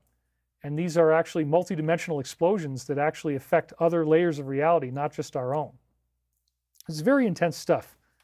But again, this is now going mainstream. I mean, I feel like I'm so ahead of the curve. I knew about this. I knew about Robert Salas all the way back in 2001 when I first saw Disclosure Project, and even before then, he'd been out there talking about this. Now the world is learning the truth. And again, if you choose to be scared about this, if you choose to think of this as some horrific, terrifying thing, I understand that. But I like to reframe it positively and say that somebody's out there looking for our greater good. Somebody's out there protecting us, wants us to be okay, does not want to see the planet get destroyed. And I think that's a really great thing. So I'm not going to look at this as a bad thing at all. I think it's actually something very positive. That's my opinion. But, others in the military complex may feel differently. But that's what he thinks too, that they wanted to prevent us from doing this.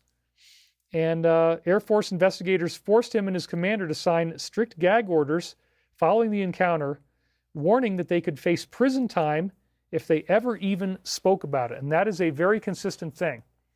We're just now coming into an awareness that, yeah, you know what, this is actually true, regardless of all the trolls out there and anybody that talks about this like me or whoever.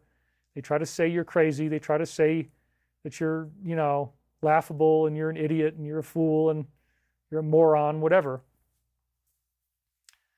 That's just the price of doing business. It's if you're going to go out there and do this, I do it full time. It's my job. And, I've also got the aerospace company that we're dealing with. So there's different irons in the fire. But the point is, I'm out there dedicated to this full time, doing as much as I can to keep, and I also work on the aerospace company too.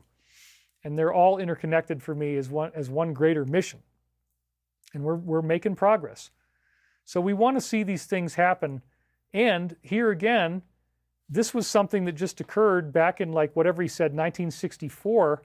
It's still happening right now. We just had a Louisiana military base, just a couple days ago this happened, swarmed by so-called mystery drones.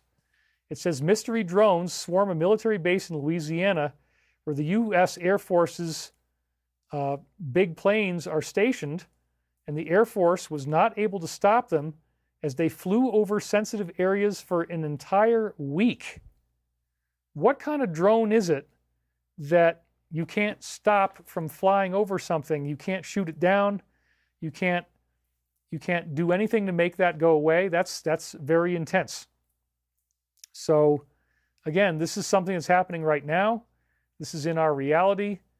And I would bet, again, look at the type of what it does, that these are where these particular aircraft are stationed, and it's the same thing as what Salah's aircraft were doing, or what those projectiles were doing. I'm just being circumspect about keywords here, which, in the comments is probably fine, but for me, I just don't want to say it out loud. It's just an extra precaution, no big deal. Bimmy Casey, I know who you are. I met her years ago. She's here. Thank you for your years of commitment to sharing the info. I have recent footage of many big UFOs flying at night near Sedona I would love to send to you. By all means, please do. Go to divinecosmos.com, and we have an email there that you can access, and it'll get right to me. And Sedona is a beautiful place. We love it there, so that's really great.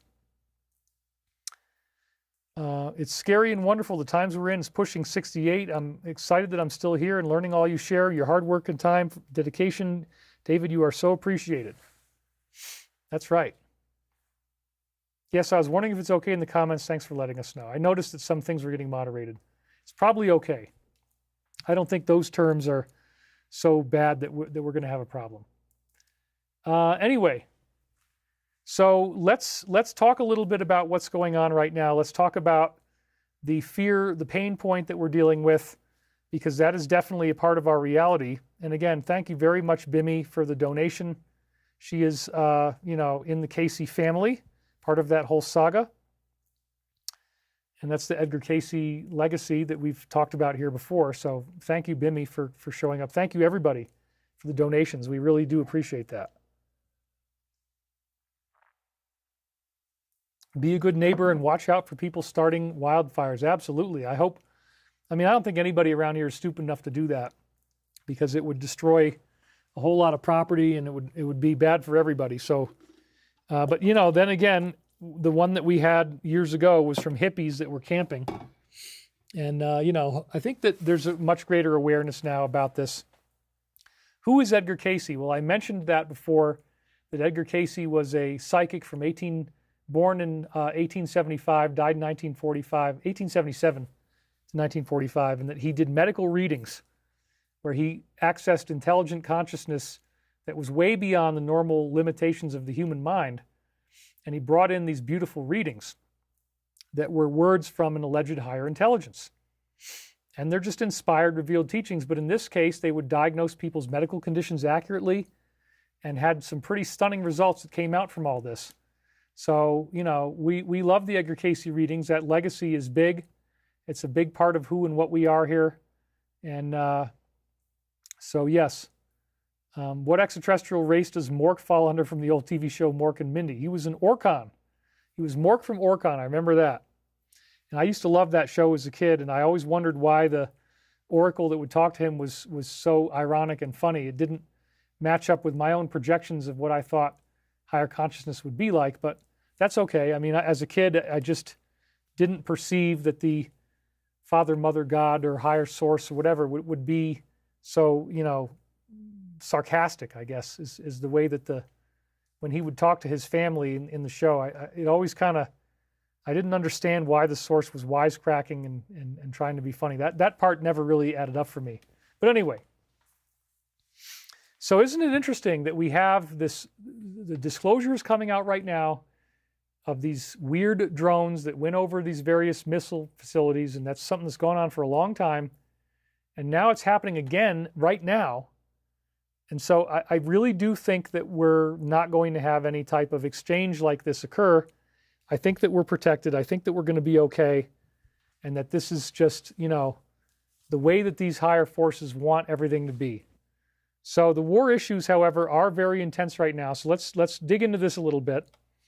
First of all, this was on Monday, where he was saying that it's very far ahead of schedule and could be over soon. This caused oil prices to drop, which was actually a positive, for paying less at the pump. Well, this actually didn't last very long, because what we ended up happen was that it escalated again during the week, that there was energy assets that were struck, and then they had to vow that they were not going to do this anymore. This was, again, it caused an actual really unprecedented clash between these two countries, the two main countries that are involved in this. That was shocking.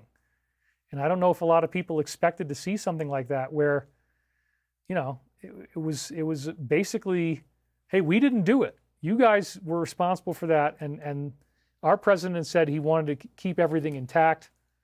But now that escalation has gone on. And they said they're not going to do any more energy asset strikes. Well, let's hope that stays the way it is, but that could change too. And so, it's a very perilous situation, but there could be a silver lining that I'll talk about in a minute. Then we say that even right now, before anything else happens, the International Energy Association chief is warning that the flow of fuel may take 6 months to restore as a result of this biggest ever shock. This is even bigger than the disruption in the 1970s. It's definitely a pain point. It's definitely intense, and it's ongoing now. So up to 6 months to restore just with what we already have, and it could go a lot farther. So that's very, very concerning, of course. Qatar's liquid natural gas repairs could take up to 5 years and cost them $20 billion in lost revenue, crippling the supply to China. China's going to be hurt a lot more from this than we are so far. They will have to declare force majeure on long-term contracts for as long as 5 years and for supplies bound to some customers in Europe and Asia. That is very intense.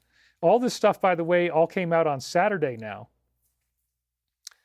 And then he's again saying, I think we've won. Well, let's, I don't know if everybody agrees with that yet, but, it's a vote of confidence, and we need some positivity.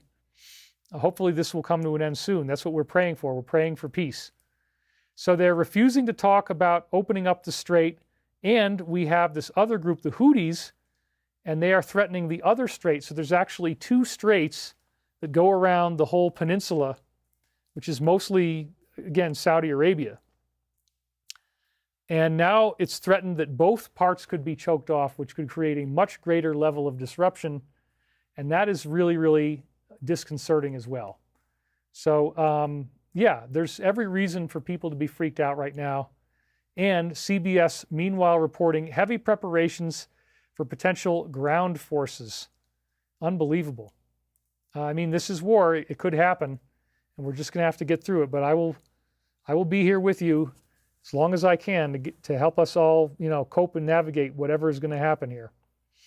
So then the U.S. says that the threat to the traffic has been degraded, as 23 nations are now signaling their support to help make sure that the waterway stays clear, because if it stays blocked for very long, that's going to be a really big deal. So now 23 nations are getting on board. Well, yeah, that starts to sound like a larger conflict. Now, is that really going to be a world war? Maybe not. I think we got to be careful that we don't jump to immediately be so freaked out that we say, oh my God, it's World War III.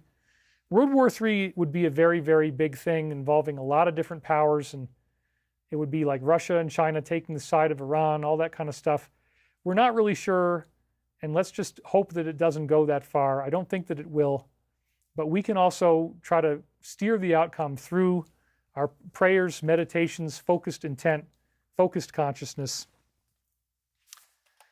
U.S. removing the sanctions on oil stranded at sea to boost the overall supply. A temporary short-term authorization strictly limited to oil already in transit, which does not allow new purchases or production, and they will have difficulty accessing any revenue generated. I actually thought this was pretty cool. A really kind of surprising olive branch. I mean, yes, it says they'll have difficulty accessing the revenue, but this keeps the prices down, and it almost is well, he might not like it if I say it's a concession, but it definitely keeps everything flowing, and it allows for our society to not completely come crashing down and to boost our overall supply. So this to me was like, wow, okay, so it's not all just aggression. There's some degree of diplomacy going on. There's some degree of give and take going on. Let's hope that this is a sign, a trend of where things could go that is positive. And then the new supreme leader has never been seen since taking office. They're searching for evidence, wondering what the heck happened. Apparently he was hit by something in a strike. He apparently lost his leg. That's what we're hearing. And so he is nowhere to be seen. And then this was a really, really shocking development that happened just a couple days ago. The first use of the long-range devices, raising serious questions about whatever they still have that remains. Do they have a longer reach than anyone realized? Well, it's a darn good thing that we figured this out, isn't it? It's a darn good thing that they didn't get a surprise attack, because what we find out is that they actually send, as somebody said in the comments before, 2 of these all the way out to Diego Garcia in the middle of the frickin' Indian Ocean. That is where now there's British bases that we've been using to stage various runs. They're now letting us do that. Notice the legend there on the bottom, 1,000, 2,000 miles. We're talking about this, the range of how far this went from that country, well over 2,000 miles in distance. In fact, it says 2,110 miles from the bottom of the country to Diego right there. Well, when you expand the scope, and so this is Iran in the middle, and this map actually had text on it, but when you saved the picture, the text disappeared. I'm not sure why. I guess it was overlaid. But anyway, look at that. That's Iran. And then you see these rings around it, and it's going all the way out to Spain. It's going all the way out to Great Britain. It encompasses pretty much all of Europe, all of the Scandinavian countries. It encompasses a good chunk of Africa. And it also goes way the heck over even into areas of Southeast Asia. I mean, that is a very, I hate to say the word, but it's impressive, isn't it? It's impressive that they have this much range. And then you got to wonder, well, could they even have an ability to get these onto some type of marine platform? Was it on a marine platform? Was it launched from the mainland, or could it be out at sea too? No, it appears that it came from the mainland. That's what was detected, I guess, based on how it's been described. And so, whoa. And imagine if they were able to get out a surprise attack. If, that could be why all this political capital was gambled to make this happen so quickly. It is really, really quite stunning to see that they have this level of range. And here's another illustration of the same thing from OSINT Technical. And you look at the range, and once again, it's not quite as far of a circle as the other one, but the bigger story here is the implied range of one of these IRB you-know-whats from a launch box in the center with a range of about 4,500 kilometers, the distance to Diego. Theoretically, it could also target into Central Europe. Yes, there it is up close, and here it is up even more close. And again, the other circle was even wider than that, going all the way out to Great Britain, Spain, France, everything. So pretty shocking stuff. And again, just, feel free to panic at your leisure. But thankfully, both of these were shot down. We don't know how many more they have, but this is a very good reason for us to pray for peace. It's a very good reason for me to be here this week because we've talked about that mass meditations do actually create a change in consciousness that apparently reduces war, crime, terrorism, fatalities, hostilities, and death. And it improves the economy and causes all types of good things. So I'm creating a coherent consciousness field as we're working together. That's what this show is really about. And we're doing that as a co-creative process with one another. So I'm glad that you're here because we really do need help right now. This is a time for us all to band together and be strong. And knowing the meditation effect works, aren't you glad that I'm doing this show? Aren't you glad that somebody like me is out here consistently delivering this message of positivity? I think it's a very, very oh, I missed one. We had a big donation come in, and this was from Charlie Winter. Thank you very, very much. It's $100. Yes, she says, hope this helps you. It does. $100 is great. He said yesterday the president is giving a 48-hour notice to open the strait or he might hit infrastructure targets. I hope the Japanese prime minister sends Godzilla, LOL, pray for peace. Thank you very much. So anyway, you know, we've definitely got all this interesting stuff going on here. But I'm glad that, yeah, I thank you for participating and thank you for sending the super chats. We're doing okay, and I appreciate everybody who stepped up to help us out because I really do need it. It's not a joke. But thankfully also the movie is going to help and other things are going to help. We've got a launch that we're starting to develop and getting that going. So there's a lot of different things in the fire at the same time. And we want to just keep everything on track as much as we can. Yes, fuel is probably going to keep on going up and up and up. We even heard it could go up to $188 a barrel. But yes, we will talk about the developments. Charlie mentioned that in her donation here. 48-hour notice or he might hit infrastructure targets. And we'll talk about that. So it's definitely coming. I mean, maybe it's not coming, but we'll talk about what we know. So the record diesel price spike, some places over $5 a gallon at the pump now for diesel. It's going to cripple our economy, small businesses sounding the alarm. So again, prices are going to go up. It's going to get even harder. It's going to be more difficult to afford things. And so this was what she just talked about. It's so funny that she anticipated this right before the slide actually came up in our show. He warns them to fully open the strait or face obliteration as strikes are traded against these various types of power facilities. Oh my God, it is really getting crazy because those facilities, if they're hitting the wrong places, could release all this toxic stuff. You know what I'm talking about, radio-oriented stuff. And so again, it's just like, I want to believe that this is not going to get too serious. I want to believe that those UFOs over the Louisiana military base are making sure that this doesn't go into the really, really unrecoverable territory. But people are facing down their own mortality. They're facing the fear of losing their lives, losing the planet, losing everything over this very scary stuff that we're dealing with. And so it's not a joke, man. This is real. And it's something that we're all going through at the same time.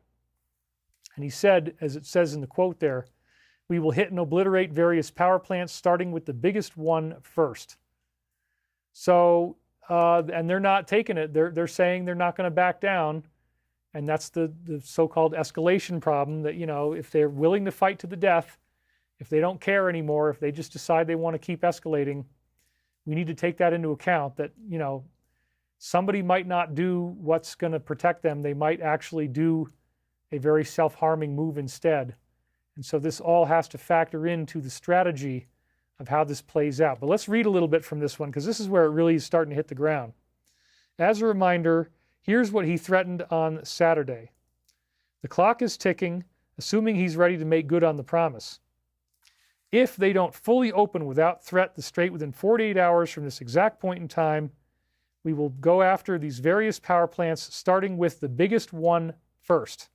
And I'm changing it a little bit just to make it a little bit less detectable.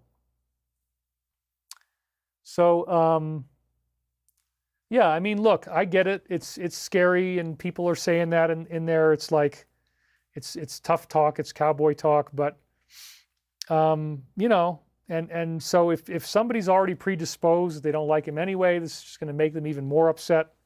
He does still seem to have a 41-42% base of support in the polling, but that means that the majority of people are really having a hard time, and so we want to really pray for the greatest outcome here, because people are really upset and they're struggling. If this is going to work, we'll know in another day, right? Because it's 48 hours. This was on Saturday. Now it's Sunday. So who knows what's going to happen tomorrow? But hopefully we'll still have a show next week, and I'll still be here with you. But yeah, I mean, having a consciousness of your own mortality is a spiritual practice that, you know, can take you a long way. You learn to live in the moment and be aware of what you can do to change yourself and to be a better human. And I think that's good. So, yeah, very intense. They responded with their own vow of escalation in response. This is where it gets really troubling. The Parliament Speaker, Koloboff, says that critical infrastructure and energy facilities across the entire ME will be irreversibly destroyed if their plants are attacked. Irreversibly. Well, nothing is irreversible, but this could take a long time. He wrote the following. Immediately after the power plants and infrastructure in our country are targeted, the critical infrastructure, energy infrastructure, and oil facilities throughout the region will be considered legitimate targets and will be taken out irreversibly, and then this price will remain high for a long time. Whoa. So, dude, this is all coming to a head tomorrow. It's very intense, because if that happens, then yeah, it's going to be very, very difficult. And remember, we had in the 1970s people having to wait in line to get gas from what happened over in Iran in the Persian Gulf area. The gas shock back then was really big. So if something like this happened, hopefully they can reroute things and hopefully we'll be okay. But various areas would be in really big trouble. And again, this just shows how fragile our dependence is on foreign oil and the need for these classified technologies to come out. That's, if there's any possible positive that could come out of this, it could be that this, if this were to happen, which I really pray that it doesn't, I just want to make that clear. Let's pray that if this happens, that we can really advance on the issue of getting out the forbidden technologies, fast-tracking that into production. Stavati, we definitely have certain things that we can do that are not conventional. In fact, one of the things I've talked about for a long time is the thorium salt reactor. And now we've seen that the Chinese have actually built those. We were told that various agents from the US ripped out the page of the 1956 World Book Encyclopedia that had stuff about the thorium reactor in there because they didn't want it to be built, but it's basically non-radioactive. It's actually very safe, and it creates energy, and it's not dangerous. So, or it's comparatively much less dangerous. And there's a lot of thorium everywhere, including in Greenland, interestingly enough.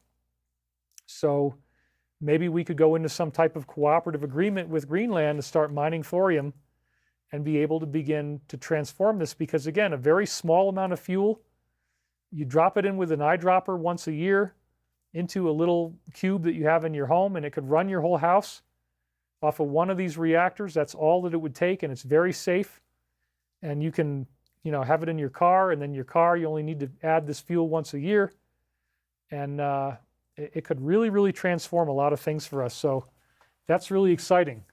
Ramsey, I felt it. I felt there was a donation there, or there was. How to travel to a parallel reality.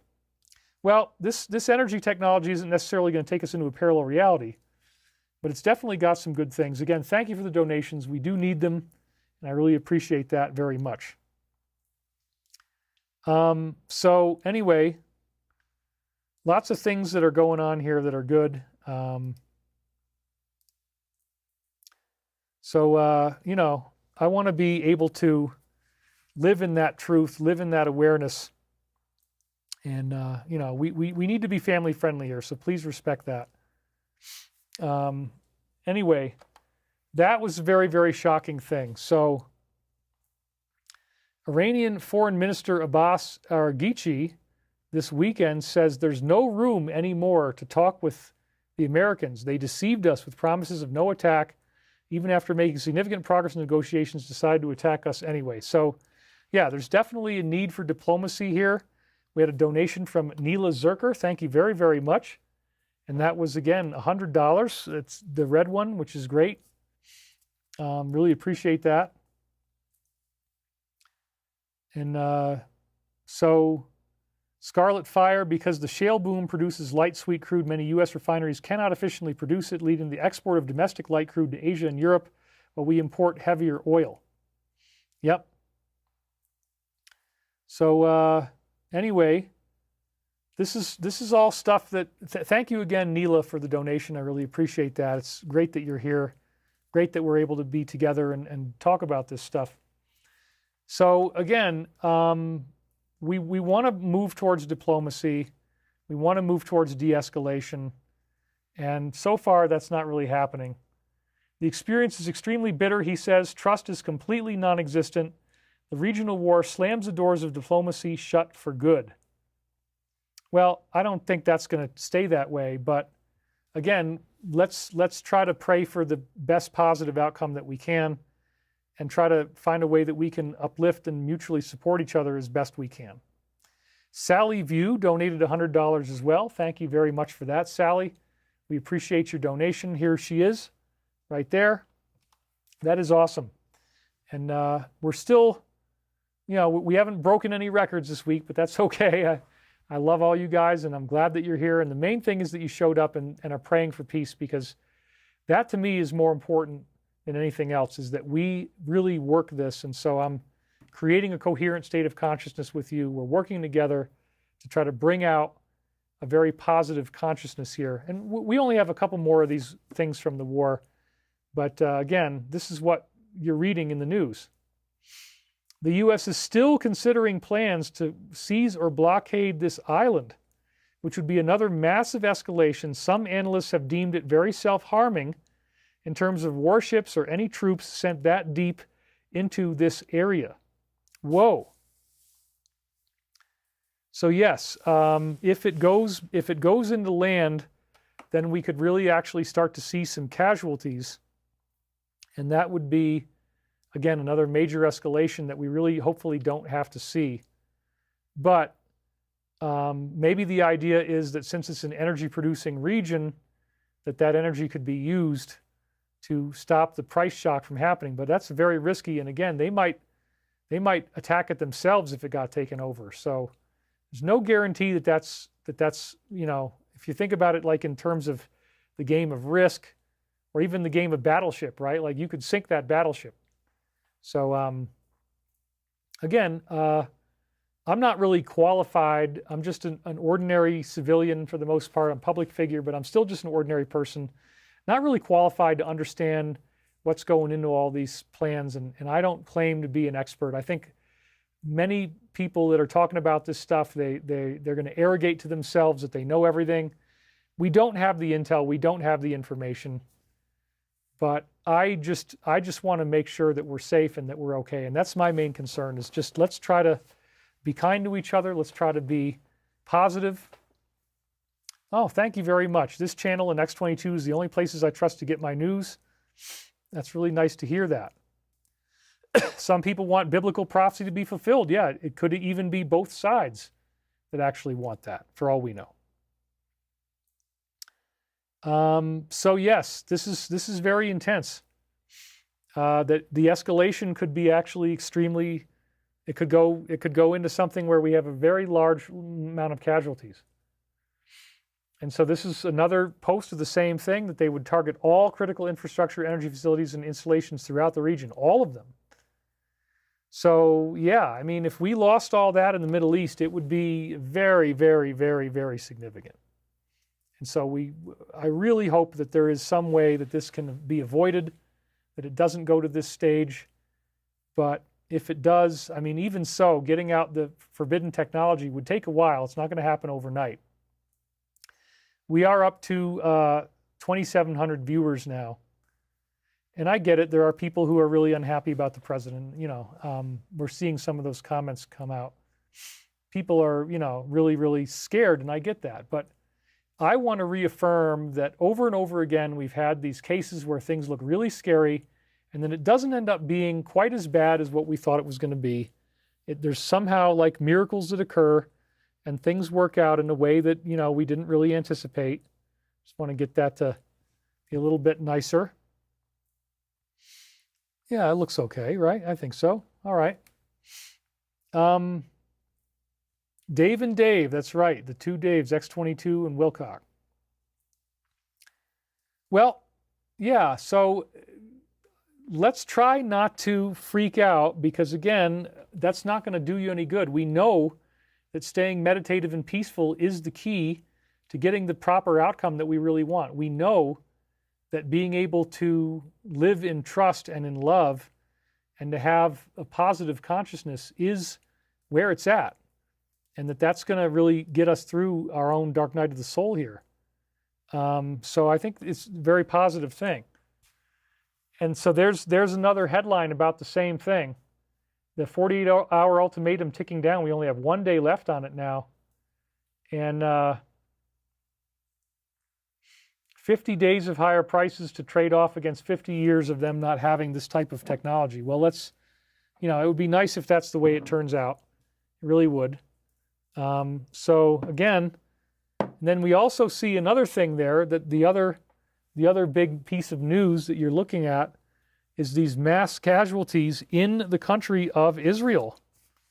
And that really makes me sad. I'm really sorry to hear this, that they're under heavy attack even in the old city of Jerusalem. And remember, the old city has Muslim sacred sites in it as well. This is not just going to be Christian and Jewish sites. This is actually sites that are valuable to the Muslims. And so, wow, they're going to go near that. They're going to actually go after that stuff. That really, to me, shows like there's no boundaries. And again, I strongly condemn anti-Semitism in the strongest forms. So please don't say anything anti-Semitic in the comments. That's just going to get you banned immediately. I don't want to see people being stigmatized. Yeah, it's one thing if you're not happy with their leadership, but please don't take it out on the people. And again, I have friends who are Jewish. I grew up in New York, where New York City has half of the world's Jewish population, basically. 7.5 million of them all living there, and then another 7.5 million in Israel, something like that. And then there's about 1 million elsewhere in the world. But so yes, I'm not going to go for that kind of stuff. And so this was very saddening to me to see this. They had a mass casualty event after devastating attacks struck them, and it's really unnerving to watch the videos of that. And here's yet another. Well, let's focus on that one first. So, it's the best we can do is just to try to pray for peace and hope that this is all going to work out, and I really do. Then let's look at the next one here. A British submarine equipped with Tomahawks taking position in the Arabian Sea, giving them the capability to launch long-range strikes on Iran. Wow. That's the first that we've seen of it escalating beyond regional. And so, that it's not just going to be America, but that, and then the small country, but that it could actually be Great Britain as well. We got 23 nations that are ready to defend the strait. Again, is it really World War III if there's 23 countries cooperating? No. Remember that the Gulf War I, Gulf War II, especially Gulf War I, had multiple countries involved in the coalition. They were making us think that it would turn into World War III, and it did not. So I don't want you to be so afraid that just because a bunch of countries jump in, if that's what happens, that that's going to turn into World War III. There's no guarantee that that's what this will be, because we're talking about very, very large-scale events here. So I want to be clear that, in my view, we're all going to be okay. This is not going to get too awful because, again, there's a very consistent theme where these things come out, they look really bad, We're freaking out about it. People don't feel safe. And then somehow, miraculously, it all kind of works out. And it's not as bad as we thought. And we haven't actually had these things happen. So because it hasn't happened yet, let's try to focus on the positivity. Praying for peace really does work. We know that. We know the meditation effect has been scientifically verified, that we get these results of the decrease in war, fatalities, crime, attacks, death, up to 72% reduction. And so we even have enough people right now, 2,759 people. And no, I don't think that my audience is anti-Semitic. There's a few of you, a couple people in the comments occasionally say some things that are nasty. Whoops, I guess I might not have been on my slides. And I guess that's one big problem that I've had every now and then. But yeah, I can't believe they're going after the old city. That scares me. Anyway, I hope okay, so let's make sure I didn't lose those things. Anyway, so these were the slides that if I missed it, I'm sorry, but there they are. Under heavy attack, even in the old city. Impact after a warning occurred. And then this one said the mass casualty event was declared by their media, which again is really, really tragic to me. And then the submarine equipped with these tomahawks taking place in the Arabian Sea, allowing them to launch these strikes. So again, this show is dedicated to praying for peace. So those are the slides that we might have missed. Chantel Henderson donated. Thank you very, very much. That's right. You can disagree with the government, but to bash all of the Jewish people is totally ridiculous. I couldn't agree more. And again, every now and then we get somebody in the comments who just wants to be, really prejudiced and mean. And I'm just trying to avoid that. But most of you guys are certainly able to understand that we should all get along and be peaceful with each other. And we have 2,755 concurrent viewers, which is pretty amazing. You are far from ordinary, but in the most positive, loving, enlightening way, David. All you share is priceless and appreciated. You tell it like it is. The truth is a valuable gift. Thank you very, very much. And yes, please hit the like button if you haven't already done so. Let's see what we got here. We got 1,361 likes and 2,777 concurrent viewers. That's doing pretty good. So somebody wants me to do Colin McGeezer, but when we're talking about war, I don't think I should launch right into a comedy character. But, these are serious things. But again, lots of positivity on the other side of all this. And so thanks again for all you do for me and everyone else who watches you with faith, love, and confidence. I appreciate that very much. This show is dedicated to praying for peace.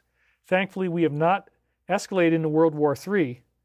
So let's focus on some meditative principles here to get started. The first one is spiritual growth is the hardest thing you will ever do.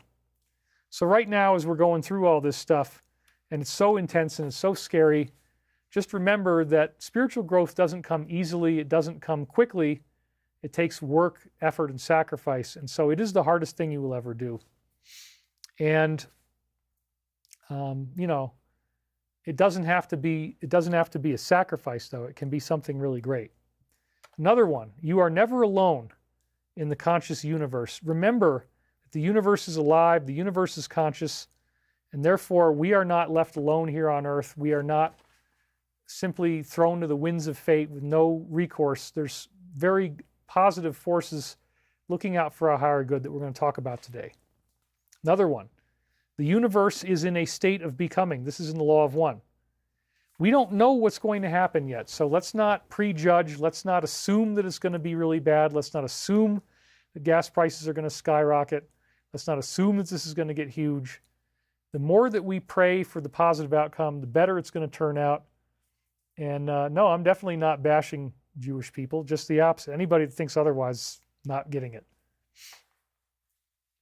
So another one that I'll have for you here is never take life for granted. Let's remember that life is a precious gift and that we all share that together. We're all drawing the same breath with one another. We're all living the same life together.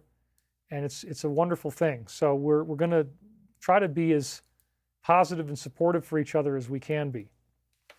And We want to keep on fighting through all this pain and difficulty that's going on in the world. We don't want to give up. We want to keep on fighting, and in that process, calling upon your higher power for strength, recognizing that you do have a higher self and that you can use that awareness, use that knowledge that you're not alone, use that knowledge that there is a part of you that loves you and is protecting you for your own greater good. That's very, very important, that we steer a course through this that's positive, that we learn to love each other, we learn to love ourselves, that we have a good thing going, that we're not going to be dragged down indefinitely by fear, but that we're able to reach understanding and love and peace and all those good things. I also ask you to remember your calling. Remember that you are a divine being and that you have all the answers within you. You can turn within to find the answers, remembering your calling and turning within. You don't have to feel alone. You don't have to feel scared. You can be happy and alive and free and knowing that this is all going to work out and this is going to be okay. And I think that's wonderful. Let's all try to do that. And here's another one. You can reconcile past traumas with loving kindness. By being loving and kind to yourself, you clear the trauma from your past, and you're able to live more effectively, live in a life that is actually empowered and enabled. And yes, rest in peace, Chuck Norris. We definitely were sorry to see him go. It was really weird because my friend and I had been talking about him extensively on the phone just a couple days before he went into the hospital on Thursday. That was really interesting. We seem to have picked up on what was going to happen to Chuck Norris, and we definitely bless him and say that he rest in peace. Our condolences to his family. David does not bash any people. That is true. I really want to see us all have a positive outcome here. The universe is made of abundance. There is abundance all around us. Just breathing in air, breathing in oxygen is breathing in abundance, is breathing in life and love and happiness and peace. And that's our birthright. That's something we've been given, something that we can really be happy with and use for our own higher enlightenment and evolving. And that's really, really great. So yes, I totally agree. Life is designed for your own growth and evolution. It absolutely is. And remembering that is another big key here, because, again, whatever is happening to us is helping us grow. And that's where these spiritual teachings come in handy, is to recognize that, no, it's not just all crisis, it's not all pain, it's not all evil and bad. There's actually some really good stuff going on, and it's very positive. So we'll take that when I have a revealed teaching we're going to get into here in a minute. It's very beautiful. And I think there's enough of it that we can probably use the rest of the show to go through that. We'll do the Book of Enoch in another show, because I think we're going to run out of time to get all that stuff in. But I really wanted you to get this revealed teaching this week because it's very important. All right. So yes, it's designed for your growth and evolution. Even though this is really painful and very difficult stuff, it's helping us grow, it's helping us expand, it's helping us become more than what we thought we were before. Very, very significant. Consciousness defines your reality. Our reality is a conscious universe. We live in the conscious universe. We are defined by that universe, and therefore our consciousness, as the Buddha says, creates reality. We are co-creating the reality that we experience. Do you want to be in pain? Do you want to be in misery? Do you want to have loss of life and fatality and death? Well, if not, I know I don't, then let's co-create the positive consciousness. Let's have an attitude of gratitude and create the expectation that this could really work out to our benefit. And this again gets back to the idea that intention can radically change the outcome. Our intention, what we think about, what we focus on, what we choose, directly defines the reality of what we have, how this works. And this again is really fundamentally the meditation effect, getting back to the point that love itself is a living, radiant, and transformative force. It is born within us, it grows within us, and we as we feel love, we are actually beaming out energy that affects others' free will. That has been scientifically proven with the meditation effect, as done by the people from Transcendental Meditation. So along that same line, if you want to have world peace, if you want to have world peace on the grander level, all roads to peace lie within. And so fundamentally speaking, we are, tuning into our own higher consciousness and finding that road to peace, co-creating the outcome that we want to see on Earth. And we're doing that right now by having this positive space that we're sharing. And yes, I don't always want to bring in current events because sometimes they're really upsetting. And these events that we just showed you, it's like, wow, all the energy facilities in the Middle East are going to be attacked, and all this stuff is going to happen, and they might actually just want to, fight to the death, not even care. It's really, really wild. So maintain your own inner peace, maintain your focus, maintain your equilibrium. That's the best that we can do. That's the best that we can hope for right now. And we're all working on this together. And thank you guys for being here. We're holding true at 2,700 viewers. We've had great donations today. Thank you for the super chats. Really appreciate your help. Also remember that you are surrounded by angelic beings, heavenly hosts, whatever you want to call it, that we are not alone. They're out there. They've always been out there. And they are guiding and protecting this planet in ways that we don't even understand. We're only seeing the very, very beginning of this. And it's going into something so beautiful. The ascension, this change of the way that things are on Earth, going into an era of true peace, no violence, no hostility, transforming everything we thought we knew. It is very, very beautiful. The love of the universe is omnipresent. It's always around. We are surrounded by loving energy. We are made by loving energy. Loving energy can be called upon, just like you can call upon your own angelic guides, and they will send you love. So, yes, okay, it's fluffy, it's woo-woo, we can't prove it, but if this works for you, then now would probably be a good time to call upon these guides. Now is probably a really good time to call upon the universe for support and see what you can do to try to make this better, because, again, it's super intense. The country is heating up here in America. We don't want to lose our snowpack. We don't want this war to spiral out of control. We don't want to have people running out of money to feed themselves, and all these terrifying things are happening. And so let's try to call upon whatever guidance works for us. It could be whatever religious figure you prefer, Jesus, Buddha, if you're a Muslim, Muhammad, or the Allah, the name of God in Islam, whatever it is. Jews would call it Hashem. Call upon that higher force and ask for help. That's something we can always do. Live in the knowledge of infinite truth. Remember that there is a greater truth to this reality that we're all a part of, and live in that knowledge, because nothing real can be threatened and nothing unreal exists.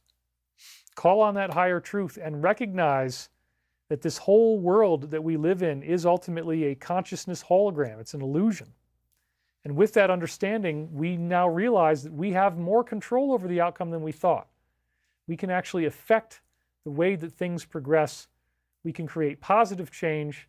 We can stimulate growth, stimulate evolution, and be able to have a greater impact on our reality than we ever thought was possible. And that's really, really beautiful when you start to think about it that way. Another one, these are just little sayings that I thought we'd start with. Shadow is merely the absence of light. And, so when we're seeing shadow around us, we can beam our own light into it. We can feel that positivity, feel that grace. How do you guys like what we're doing so far? Did you start a course in miracles, says Emily Howard? Well, this is just my own version of it. Truly appreciate your time and positivity here, David. It's a little frustrating that there are ads during your live stream. Well, again, you can subscribe to YouTube Premium, then you don't get the ads. Just want to remind everybody of that. Align yourself with positive outcomes that you desire, says Tammy Davis. Speak to self and the Creator within. That's right. So again, I would say also, shadow being the absence of light, that's a really great one to remember, that we have the power to create our own light. We have the power to beam in positivity into these situations and transform them and be happy about what we're seeing and happy about where this is going. Talk is cheap, but action is everlasting. There's another one I came up with. I was meditating. And this is, it was writing these that actually led to me getting some more direct messages that we're going to read next. When you take action, when you really act on your beliefs and you act on your knowingness, you're stepping into a greater level of mastery, and you're becoming somebody who can really redefine yourself and redefine reality as you know it. You're not bound by the past anymore. You've got a whole new perspective on reality. And the rainbow body is a Tibetan concept. Remember, 13 years of not having negative thoughts and being in resplendent peace is what allowed them to open up their rainbow body. And that's not easy to do, but we can begin today by just meditating and being positive and being focused, and that really, really does help. So know who you are and how you got there would be another one. Remember that we all got here from Source. We're all part of this creation. We're all part of an infinite loving consciousness, and it is there to keep us safe and keep us protected and preserved. And by knowing who you are reconnecting with your divine nature. It's very significant. Penetrate the veil of forgetfulness. And again, the veil of forgetfulness is what the Law of One says keeps us from remembering that we are one with the cosmos. There's an intelligent infinity that we're all a part of. As you penetrate that veil, you reunify with that knowledge, and it's a beautiful thing. At your core, you are one with the universe. This is really the main teaching of everything. And so we want you to awaken to the everlasting present moment, knowing that you are one with the universe at your core. It's always there in the present. The present moment is the cornucopia that shines forth and gives us the love and the light that we need. And so these words heal the soul. These words nourish the soul. And that's why I want to say stuff like this to you, to remember, don't get focused on the past, which is guilt, the future, which is fear. Focus on the now, focus on the present, focus on the love that is available in this moment. The Law of One says that creates an exponential increase in the power you can draw upon. I would also say that glory can be found in the midst of great simplicity. Even though these teachings are really simple, even though this knowledge is, seemingly obvious and people, I know all that already. Well, chop wood and carry water, right? Enlightenment teachings they're not sophisticated really, they're not complex. It's more about application. It's about, can you actually follow these teachings instead of just paying lip service to it? And in so doing, you find the glory in that great simplicity. You are an immortal soul. Remember that you are not incarnate just in one lifetime. We apparently reincarnate. We have multiple lifetimes. We go through many, many cycles of the same thing happening again and again. And that's a real gift. It's a gift that we're alive. It's a gift that we're here. It's a gift that we share incarnation with one another on this planet, that we have so many things that we can do. And it's, the knowledge of our immortality rises above the fear of war. And again, we have these cosmic beings that are not going to allow the really big destructive wars to occur. They just were over the Louisiana base again, where those bombers are stationed. And so I don't think we're going to be tested with our immortal soul, but it's good to know that you have one anyway, as all this stuff is going on. Another thing I want to point out is when it seems like the clock is ticking and everything's about to go, we've got this deadline, it's in one day, and he's probably going to want to make good on his promise. If they don't open the strait, then boom, this is going to happen. That's tomorrow. Wow. So let's try to meditate on that we have time, we have the time to solve our problems, and how this can be handled delicately in our own lives too. We have 2 more donations. They came out side by side. Look at that. 2 of them side by side, almost exactly the same amount. Donna Smith and Kawila Pele. She says, thank you for these videos. They are worth millions to us because of the uplifting wisdom and empathy you give us. Isn't that interesting how they both came in at the same time and they're only 1 penny off from each other? That's a synchronicity right there. Both Donna and Pele being, showing signs of psychic gifts and coordinating with each other. Kurt 6868, what's the difference between time, space, and space-time?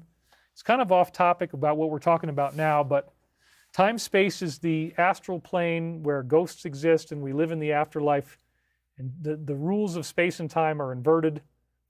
It's a very complex discussion that we don't really need to get into right now. Yes, Stefka Filippov is talking about the retired Air Force Major General William Neil McCaslin, who went missing on February 27, 26. It is concerning, I agree, because that just happened as we are getting the promise of disclosure, and he apparently has connections to Wright-Patterson Air Force Base.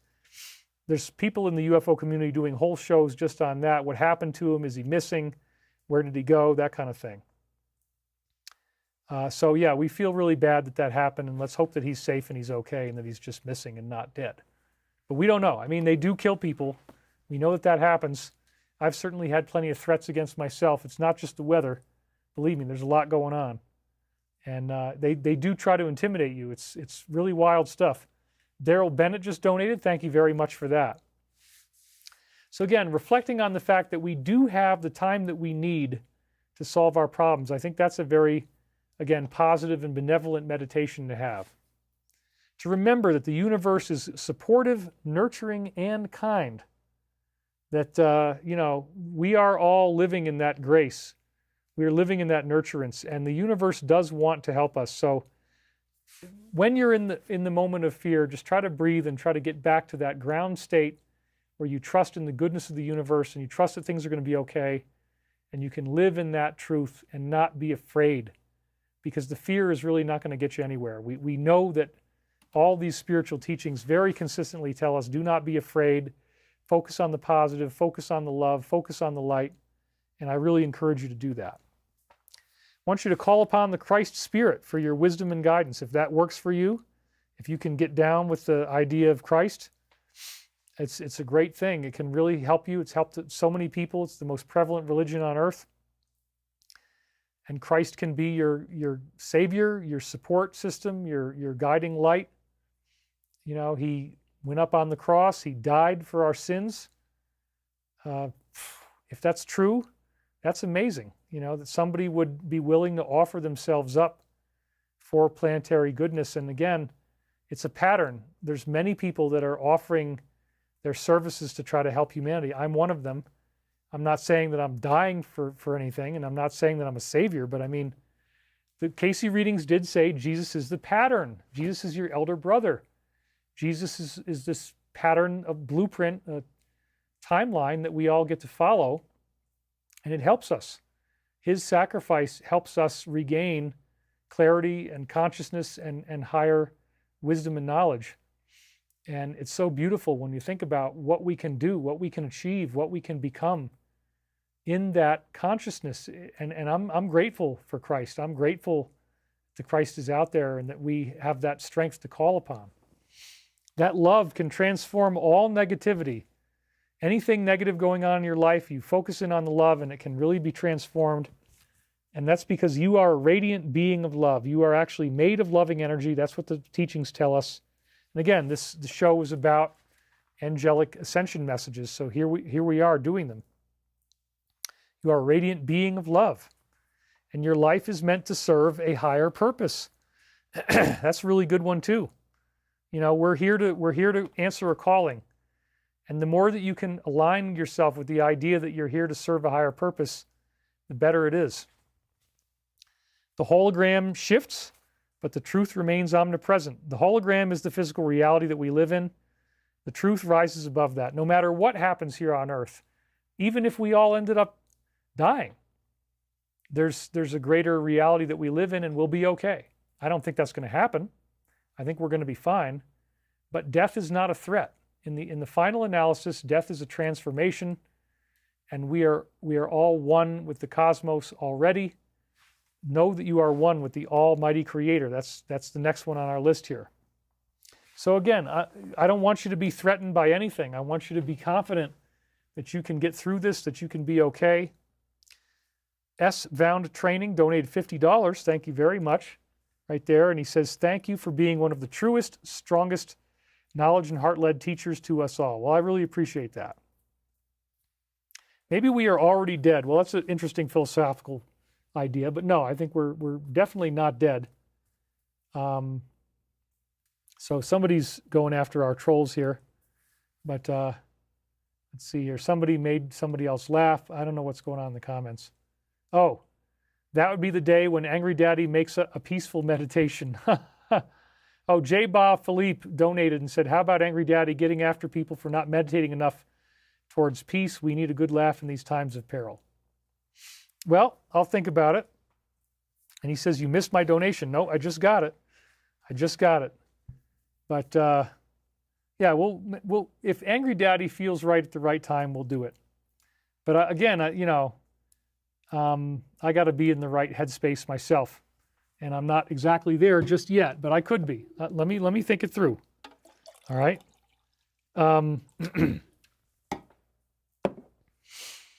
So know that you are one with the Almighty Creator. This is a really great thing.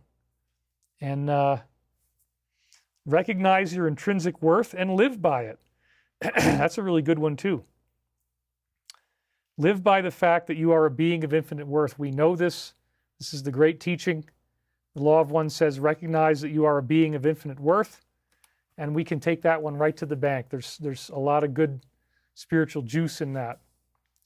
Calculate your risks and evaluate your solutions. Recognize that you have plenty of risks out there, but there's always a way through everything. Nothing is really a paradox. You can allow yourself to make mistakes and have that be okay. That's all part of the risk management thing, to understand that it's okay to make a mistake. It's okay to take some risks. It's okay to get out there and make a difference. And it's not always going to be safe, but we're living in a co-created reality. And so as we're looking at these very scary things, I'm actually relatively calm. I mean, honestly, yeah, I'm having trouble sleeping, but I'm able to focus on the joy of the moment and focus on what I do have. I'm grateful for every day. If you don't know how long you're going to be here, then you have the gratitude for what you do know, what you do have. Remember that we are protected by these angelic beings. They are here now, making sure that things aren't going to get out of control, making sure that we don't have some big war that destroys the whole planet.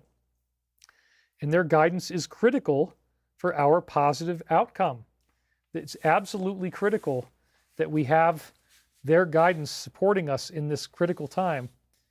And so that's something that we really want to make sure that we remember. We don't forget that. So I'm very resolute about my beliefs, and I'm resolute about what we're doing and how this all really works. And I want you to be the same.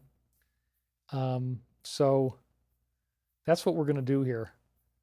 And there's a lot of things that really take us to the next level. So due to the fact that we don't have a whole lot of time left, I'm going to jump ahead to this part where we actually brought in the revealed teachings. And that's a good thing, I think, because we really need some help right now. And this is like just about as scary as it's ever been. Hopefully it'll calm down. It won't be like this every week, but I don't know. Norman Smith Music, thank you for the donation. May all beings be at ease. Thank you for the vibrational checkup. All right. So the words of wisdom are something that I brought in last night. I was doing these catchphrases for you guys. Donna Smith, can you say a quick prayer to heal my brain and vestibular system? Yes. Father, Mother God, please heal Donna Smith's brain and vestibular system. We want her to be okay. We want all beings to be okay. Let's also pray for Ross Feinstein and the others who are out there who really need our support. Thank you, Father, Mother God. Amen. All right.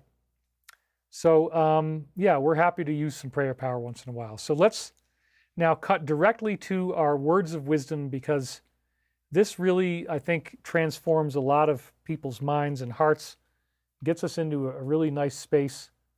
And so this again came through just last night with all the things that are going on, with all the difficulty, with all the tumult.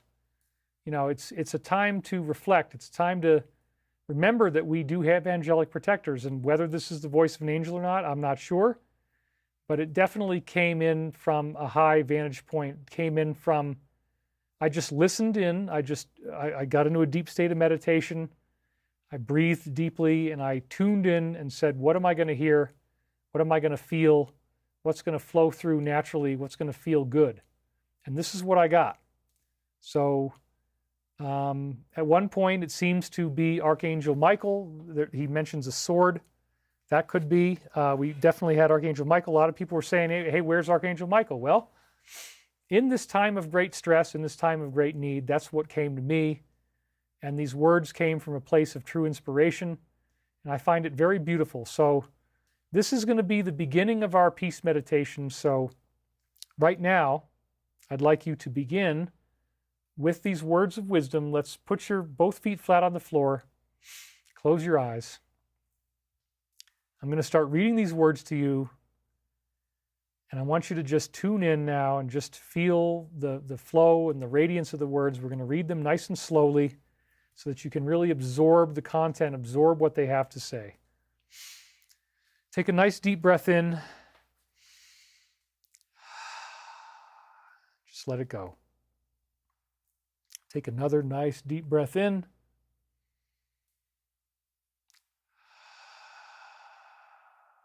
Feeling that peace, feeling that radiance, tuning into source, tuning into that higher consciousness.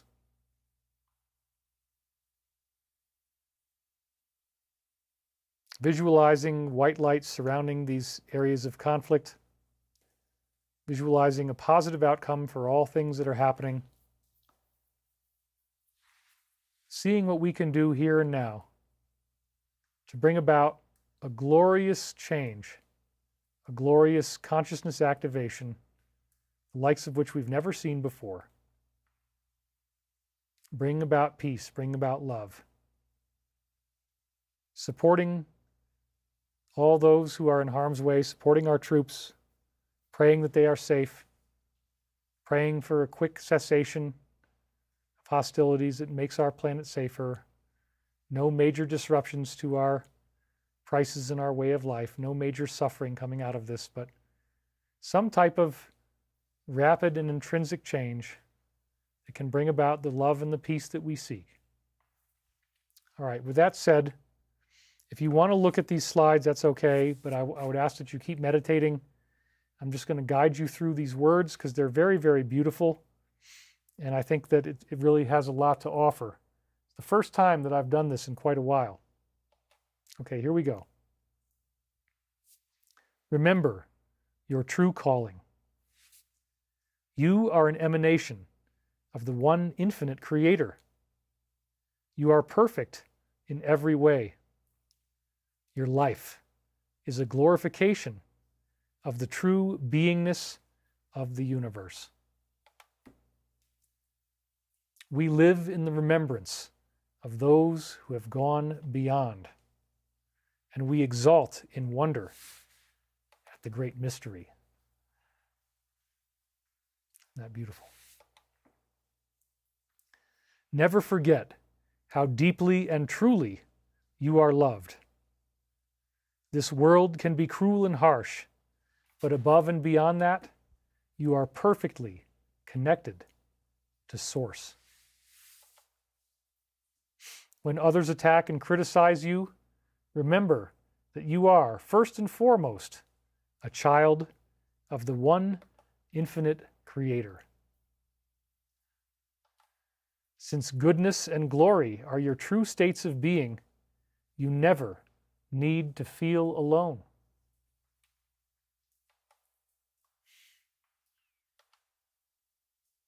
Lift yourself up with the knowingness that you are an infinite being, perfect in every way. Never before has the veil between realities been so thin or so easy to penetrate. As the new heaven and the new earth goes through its final birth pangs, you remember the glory of what already is and the majesty of what will be. Now is the time to move beyond limitations, to explore what it means to be a perfect functioning member of a cosmic community. There has never been such an exciting time as this. Despite the cacophony of ups and downs that so constantly distract you, you are glorious, radiant, and pure in your own cosmic selfhood. You are meant to go beyond, to exceed all limitations that have heretofore defined you and your self-concept. All life flows from the waters of spirit, from the great I Am presence that unifies us all in a common energetic continuum. The path of healing is knowing who and what you really are and affirming that inner greatness. Take stock of the opportunities that abound and be ready and willing to redefine yourself and what you thought you knew as the new information presents itself. Each moment is a gateway to an infinite future. Each timeline is an opening to the great beyond that sustains and nourishes us all. Live in that truth. Embrace that radiance.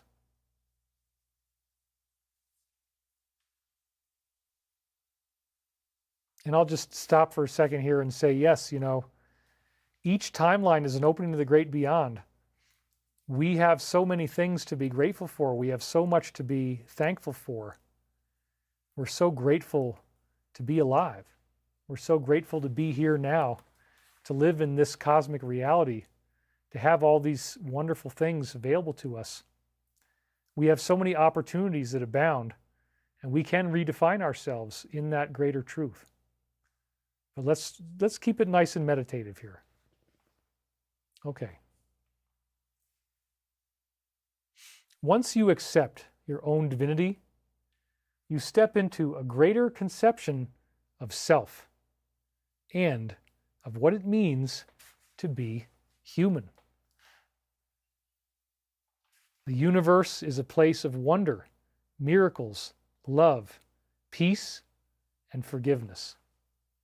When that is not reflected back to you, simply remember your true calling and step beyond any sense of limitation. Stepping into a greater conception of yourself, yes. The universe is a place of wonder, miracles, love, and forgiveness. So if somebody is not reflecting that back to you, that's okay. We want to always respond to hatred with love. We always want to try to find that path of peace, find that way in which we can learn to be more understanding, more forgiving. In forgiveness lies the stopping of the wheel of karma. That's one of the great Law of One teachings, and it really does wonders for us. So we're grateful for our life. We're grateful for what we have. And we step into that true selfhood. The cosmic I Am presence is so important. And if somebody doesn't reflect that to you, you don't respond by getting angry. You just take a step back, take a breath, breathe. All these things will create more peace on earth, and that's very positive. You are meant to be here at this time, in this place, with these people, in this challenging environment. And you are never given more than you can handle. So true. When life gets you down, remember your connection to the source and the love that is innately within you at all times. That's very beautiful. We're never going to have to be alone. The love of the universe surrounds you and becomes you moment by moment. That's good. A huge congregation of loving beings surveys your every thought, and they want nothing but the very best for you. Their love is real, and it is yours for the taking. Huge congregation of loving beings. And there's really some great stuff in the Book of Enoch about this. We'll go into that probably next week. I found some really cool angelic passages in there that really set the record straight. So the love of the universe is surrounding you. It's becoming you moment by moment. We are becoming that love that we embody when we focus on that in our meditation. It's really changing everything. And you're feeling so deeply relaxed right now. You're feeling peaceful and calm and secure and serene and knowing that this is going to work out. We don't know how yet. Something is going to happen that's going to make this all be okay. We do believe that. We do affirm that truth.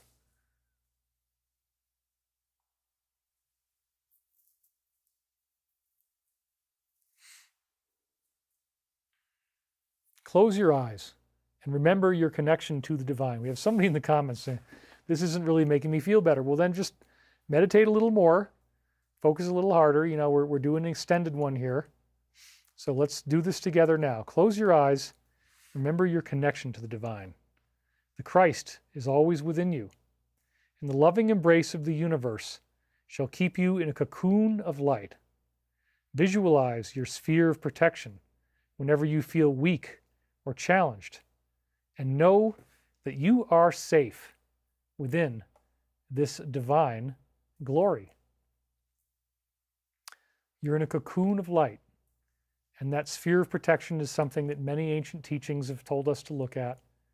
It's your aura. You're building your aura. You're building its own grid of light defense around yourself so that you can feel better, you can feel more secure, more at peace, more at home in this universe with who you are and what you're doing.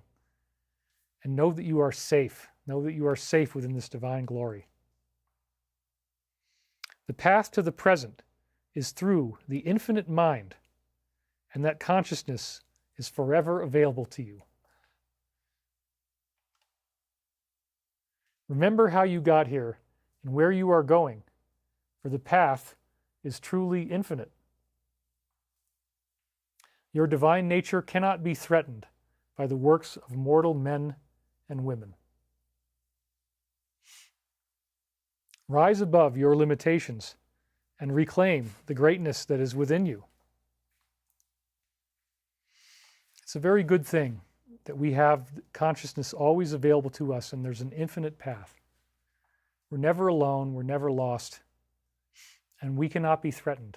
I want you to really affirm that. Somebody says this is not meditation. Well, it's what you want to make of it. And these are inspired words that can inspire healing, can inspire growth. And I ask you to try to tune into the love that these words come from. Try to tune into the source that wants you to be safe, that wants you to be happy, that wants you to be okay. Because the more that you do this, the more that you heal yourself, you heal others, and you're really transforming. Remember always that the source has you in its good graces, and you are never forgotten, nor lost, nor abandoned in the eyes of the Creator. Live in joy, truth, remembrance, healing, and wisdom, and reclaim your birthright.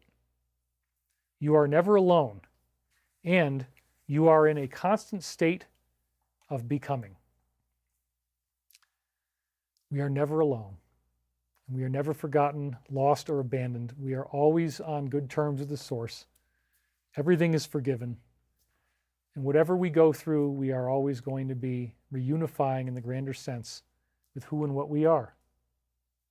Silencing the mind is meditation. Why are people still commenting? Close your eyes and listen. Well, yeah, it's called guided meditation. That's right.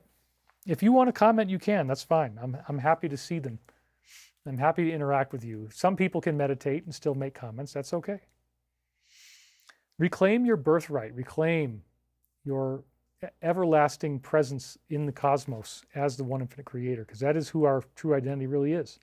That's the big message. Release the expectations of any preferred outcome to the paradoxes that surround you. I like that one. We don't need to think that there's one outcome that has to be. We can release those expectations and find glory in whatever is, and also seek to change that which is to the highest and best good. Remember that solutions naturally arise when you find yourself unified with universal law, aligned with universal law. Sorry, changed it. To love, to forgive, to accept, to grant patience, and to be at peace with the world as it is, while also doing your very best to transform its circumstances to what will be.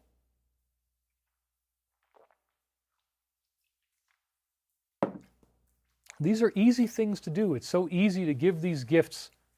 It's so easy to find acceptance within yourself. You're not working against the current. You're working with the flow of the universe. You're enabling that flow to keep you in alignment, to keep you highly engaged and motivated and on your path. And the more that you're on your path, the more that you redefine what it means to be human, who and what you are. And you take it to the next level. You take it to that higher consciousness that is your birthright, that is who and what you really are. You are at peace with the world as it is. You don't have to force an outcome. You can just say, okay, this is the situation we're in, and I accept that the highest and best good will come out of this.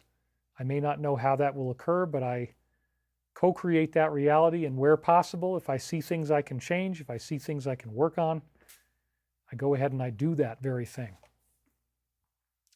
Remember the glory of the ancient ways, those times where humanity received direct personal contact with the divine in their everyday life.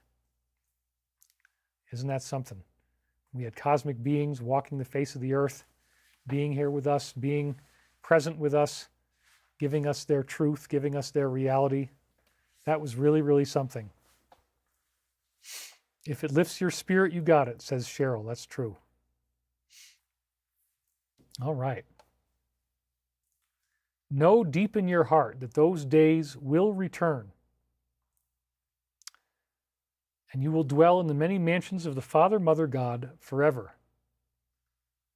To know and affirm this truth is to unify yourself with the divine emanations that surround, uphold, and transform you, moment by moment. Thank you, Charlie Winner, for the donation. Thank you for the words. David Nelson, thank you very much for the donation as well. I have two of them that came in side by side here. Yes, so we will just focus on positivity, and thank you for that. Thank you for affirming that you enjoy what we're doing here. So again, looking at the words, this is really what I think is the best thing we can do right now to try to heal the planet. In the remaining minutes of our show, focusing on these glorious simplicities, these truths, slowing things down. It doesn't always have to be intellectual. Remember, the new mind, we were talking about that before, it can get all cluttered with the abstruse thinking. This is really about creating that state of being that's going to heal you. Dr. Phil, thank you for the donation very much. Appreciate that. You guys are awesome. I'm so grateful that you're all here with me today, and so grateful that we're co-creating this space of healing together. I want to keep doing this for you as long as I possibly can, at least for the 3.5 hours for today.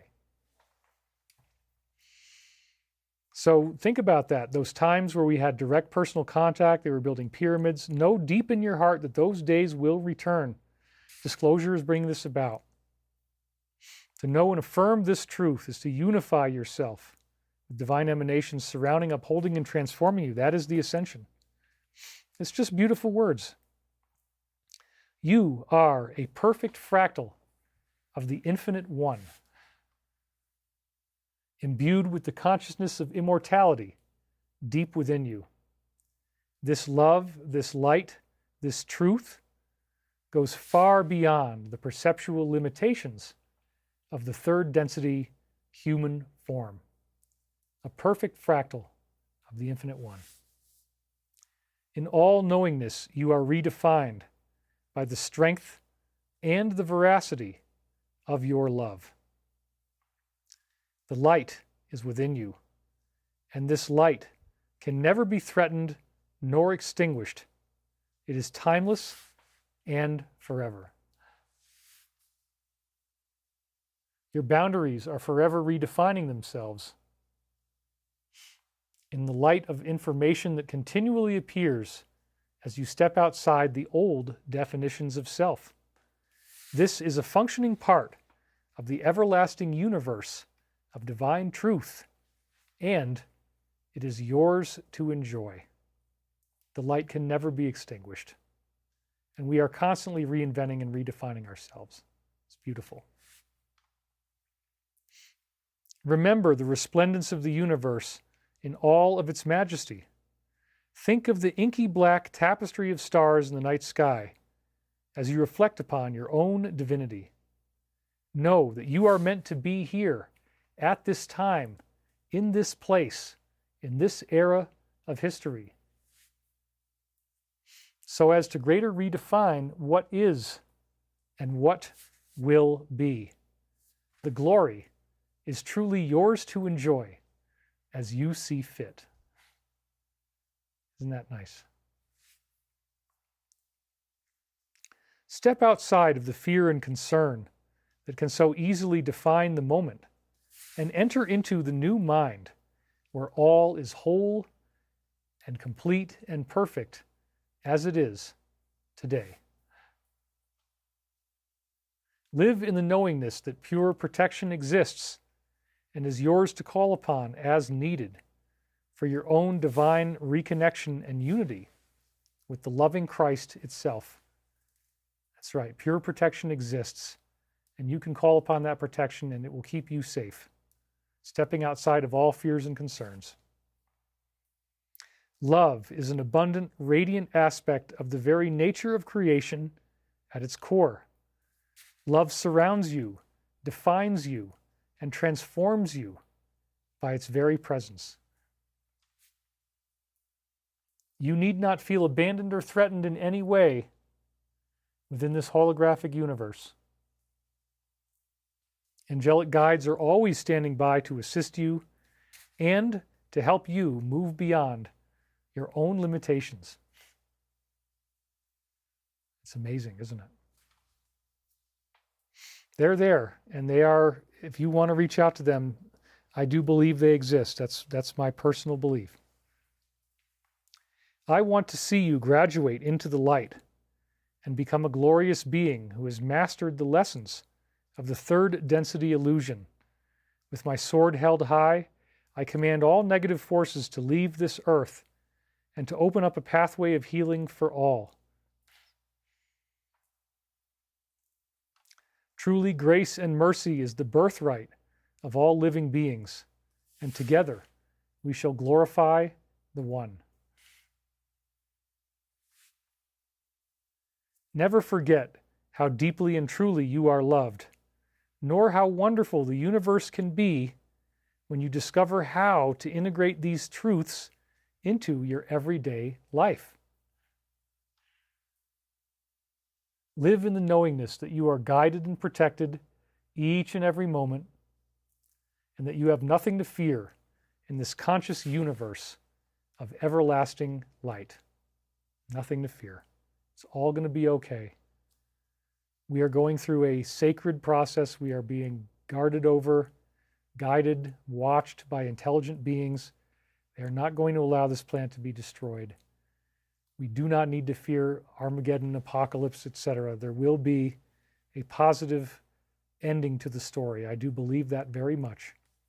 Very much. I like seeing you progress, and I admire all of the work you have done to integrate and liberate yourself from suffering. We are always standing by, waiting to assist you with any difficulties you may encounter on your everlasting path. Truly, there are no paradoxes, for all answers can be found within the source.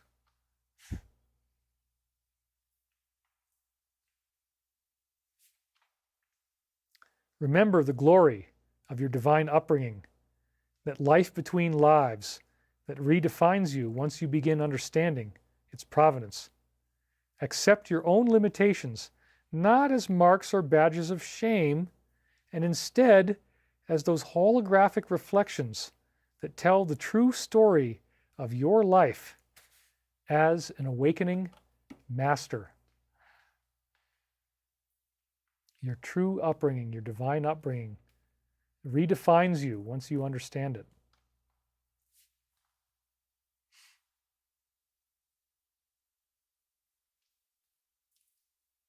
This is not a time to lose energy or hope.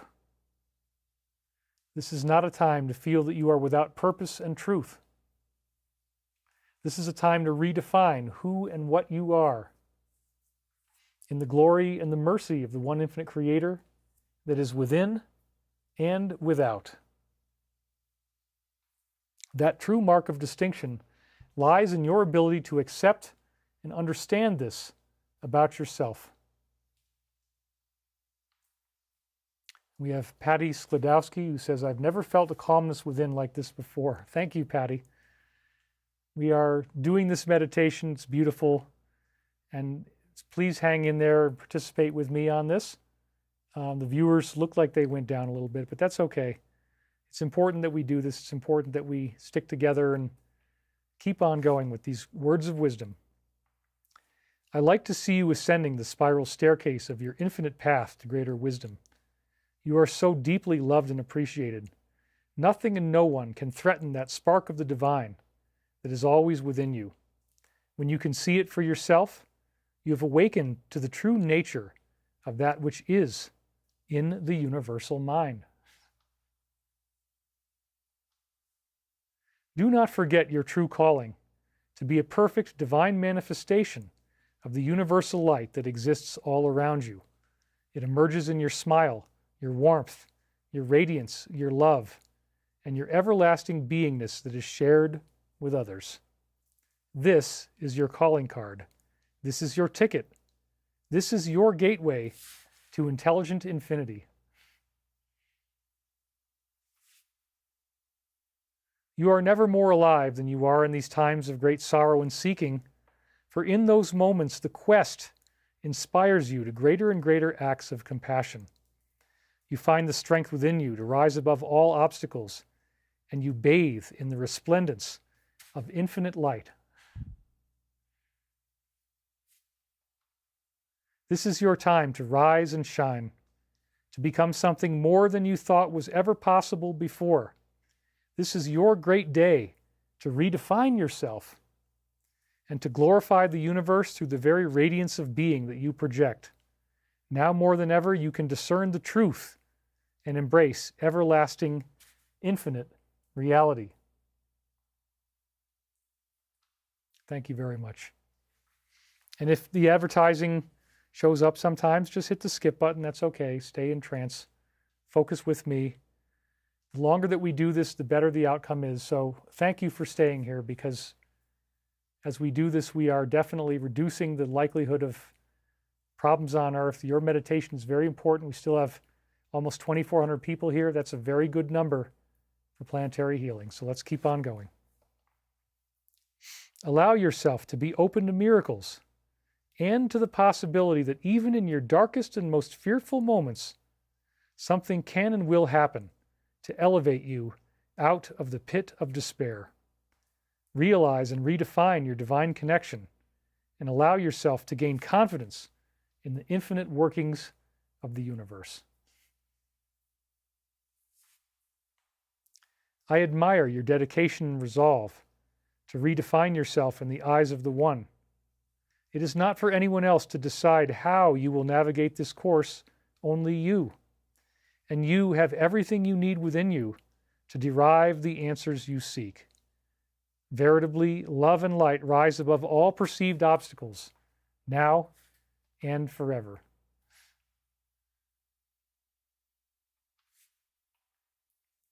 Now and again, you may find yourself slipping and sliding, falling away from the truth of what is. Know that in these very moments, your beingness is redefined through the struggle and the understanding that comes to you as you walk your path. Your inner calling propels you forward through the darkness, and you find the love and the truth that you seek. This is a time for celebration in the grandest sense. Never before has it been so easy to make exponential leaps in spiritual growth. In those times of great misery and despair, you redefine yourself in the amalgam of your own alchemical transfiguration. Rise like the phoenix and claim your birthright, for all roads are open to the infinite mind. Isn't that nice?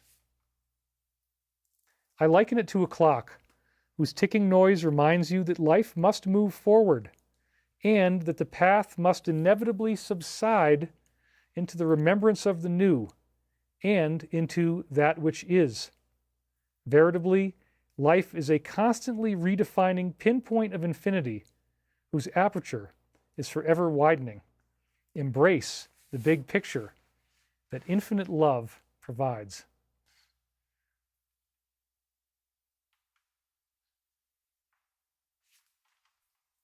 Isn't that beautiful?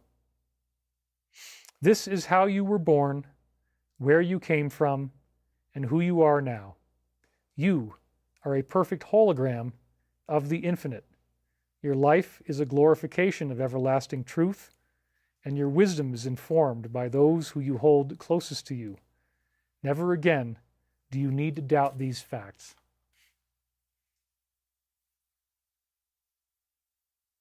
Someone says, thanks for your time and knowledge. Universal blessings always. We love you. Thank you very much. Thank you, David. You are kind, helpful, love, and light. I care about you. It's really nice. Yes, keep your heart open. Keep your mind centered. Now is the time to open your mind and to accept that everything you thought you knew could change in the blink of an eye. It is not a time to feel badly or to question the fundamentals of your existence. It is a time to heal, to prepare, to understand, to accept, and to move forward with loving grace. Isn't that nice?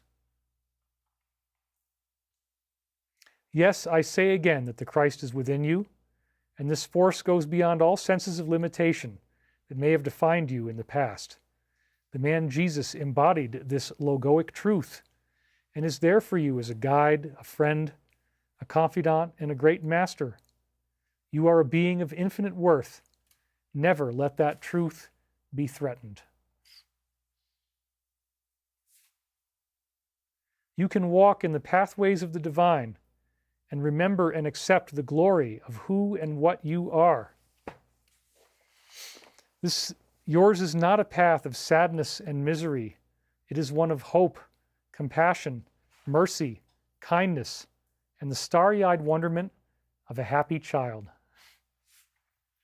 This is what all loving beings want for you, to step into the glory of your true self.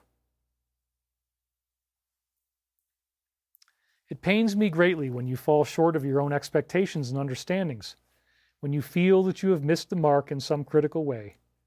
As you remember who and what you are, you can redefine all your pain points as growth opportunities and enjoy the fruits of love.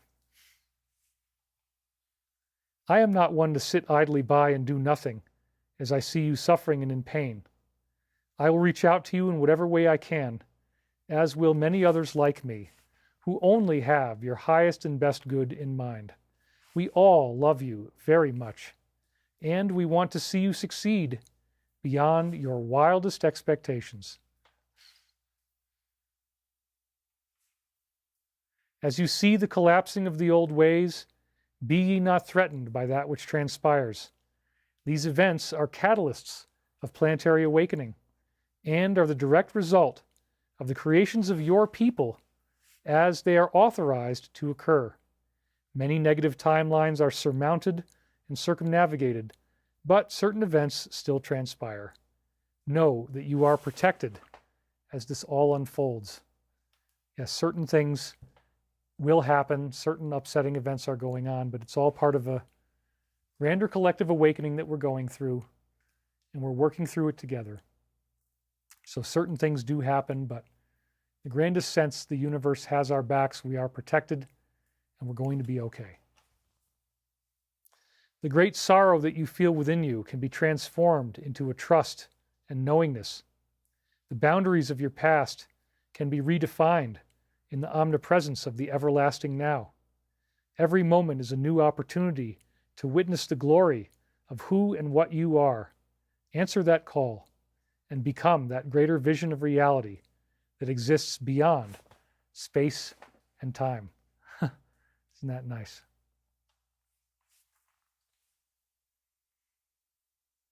These are beautiful words of wisdom. Thank you, David, says Annette Kimbrell. Your life is fruitful and abundant, resplendent, peaceful, glorious, and profound. You are unified with the One Infinite as you steadfastly move beyond your own limitations and redefine who and what you are. Each new amazement is a chance to re-enter that infinite mind with the presence of infinity. Know that you are loved beyond your wildest imagination. This is as it was, as it is now, and as it always shall be, and nothing and no one can ever take that from you. It goes on, though. We're not done yet. As you remember who you are, your life is transformed in the glory of the Creator. We are happy to see you progressing and look forward to your ongoing development in love, trust, and the mysteries of the universe. Let's be grateful for what you have already accomplished, while also knowing that the road ahead has many great surprises and successes in store. This is the pivot point, the moment where everything changes. Without you, none of this would be possible. We can only stand on the sidelines and advise you as you go through each new initiation. Know that you are deeply and profoundly loved as we do our best to help you succeed.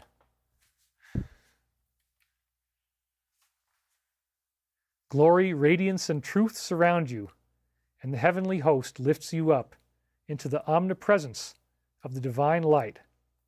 The most that we offer is infinity, and it is available to you in a single breathtaking moment of spiritual bliss. It's really nice, isn't it? The resplendence of the one infinite Creator is always available to you in each and every moment. Why wait when you can experience this cosmic understanding in the here and now? Why live under any false pretenses when you can exist in a state of perfect knowingness? Why lose touch with your past when the present is available in the here and now?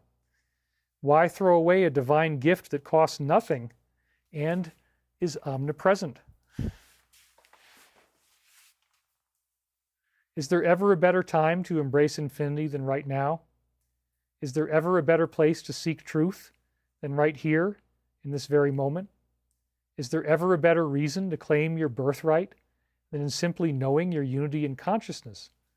Is there ever a greater love than that which can already be found within you now? Whatever has been will pale in comparison to that which will be. Whatever remains stale will be transformed in the quickening spirit of the new. Whatever is left behind is forgotten in the promise of the grandeur of tomorrow. Whatever is sacrificed is transformed by the virtue that lies within your newly initiated form. This, to me, is talking about Ascension, rainbow body, those great possibilities of what could be. T. Love says, thank you so much. This is beautiful. Richard Powell says, these are beautiful messages. Thank you. Love your meditations. Hi from Sedona. Your life is meant to uplift, to inform, to bring joy, and to create healing for others. Your gift is to share what you have without expectation of return, only in the knowingness that this divine light always exists in and around you. This is the fulcrum upon which the creation pivots. This is the glory that all sentient beings share. It's wonderful, isn't it? I love it.